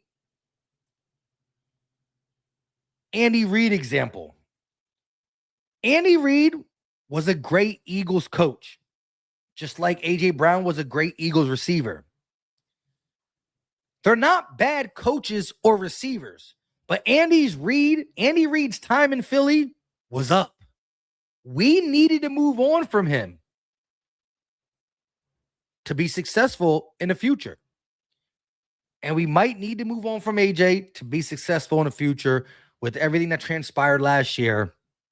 That's not to say Reed didn't become successful with the Chiefs. He did. And AJ might too. But just like we won 2 Super Bowls without Andy Reid. Might just be like that. Razor, RU 1989 with a $5 super chat. Big homie, they may have made a good trade, but remember, we have one of the nastiest defensive coordinators in the league, Victor Fandom. Vic Fangio. The line now. Hey, I totally agree with you in the sense of the Eagles' defense is still one of the most feared defenses in the league, rightfully so. Rams might have got better, but they're still trying to compete with the team that beat them the last 3 times we played them. The last 3 times we played them. Shout out to Mama E tuning in. How we collecting wide receivers like infinity stones. You ain't lying. You ain't lying. At the grave, I'm a barber part-time. Thank you. A shout out to y'all for talking to each other too. Dan with a $10 super chat. Just wanted to hook you up for keeping me entertained before you sign off. Appreciate you. Go Birds. A shout out to you, Dan. And you've been here for at least an hour and some change. You know, like I said, we've been live for 3 hours and 15 minutes. Shout out to everybody who's been here for 5 minutes, 3 hours, 1 hour, 2 hours. I love y'all to death. I gots to go, though.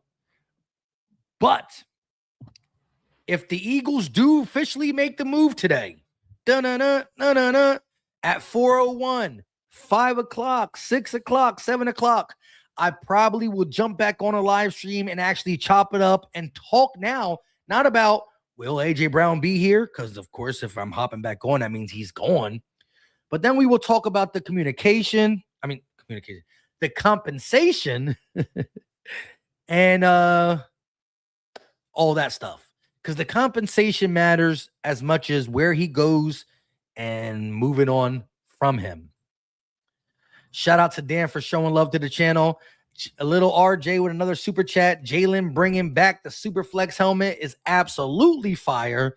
That was his all-pro season in 2022, and I expect big things out of him from under center with the run game and with the ball spreading around to these new wide receivers. No more diva. No more gotta feed him. Everybody eats. That's what we hope is going to be the new motto for the Eagles. Until next time, y'all know what time it is. I might see y'all tomorrow for a video, or I might see y'all in a couple hours for another live stream. That one can't and won't be 3 hours, or maybe it will. Love y'all to death. Until next time. Let me shout to Fly Parks. He said, been working, just found out about Garrett trade. Wow, yes. Jarrett verse, a 2027 first, a 2028 second, and a 2029 third. And the 2 teams that were competing for Garrett, reported by Cleveland people, was the Rams, who supposedly got him. Can't finalize it until June 1st, until 4 o'clock. But the Eagles were swinging for it too.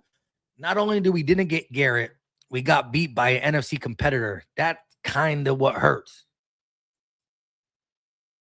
Damn, Mike, don't show me no love. Cedric, I didn't see you. Again, I'm trying to read as many comments as possible.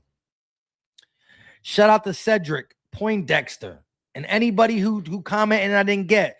WP36,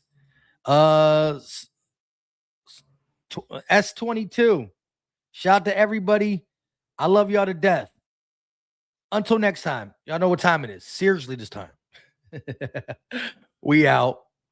Oh, let me put this as my thing to go out on. Hold on. This will be funny. Well, not funny, but it's a sad day. The outro video. Let's put the outro video as this. All right, here's my outro video. I love y'all to death. Until next time, you know what time it is. We out. Peace.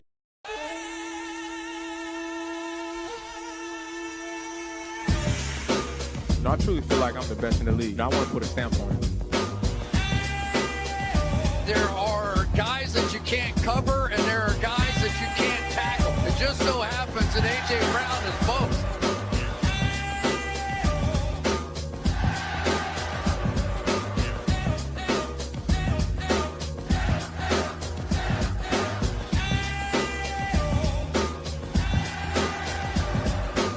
I'm gonna say Philly is lit, man.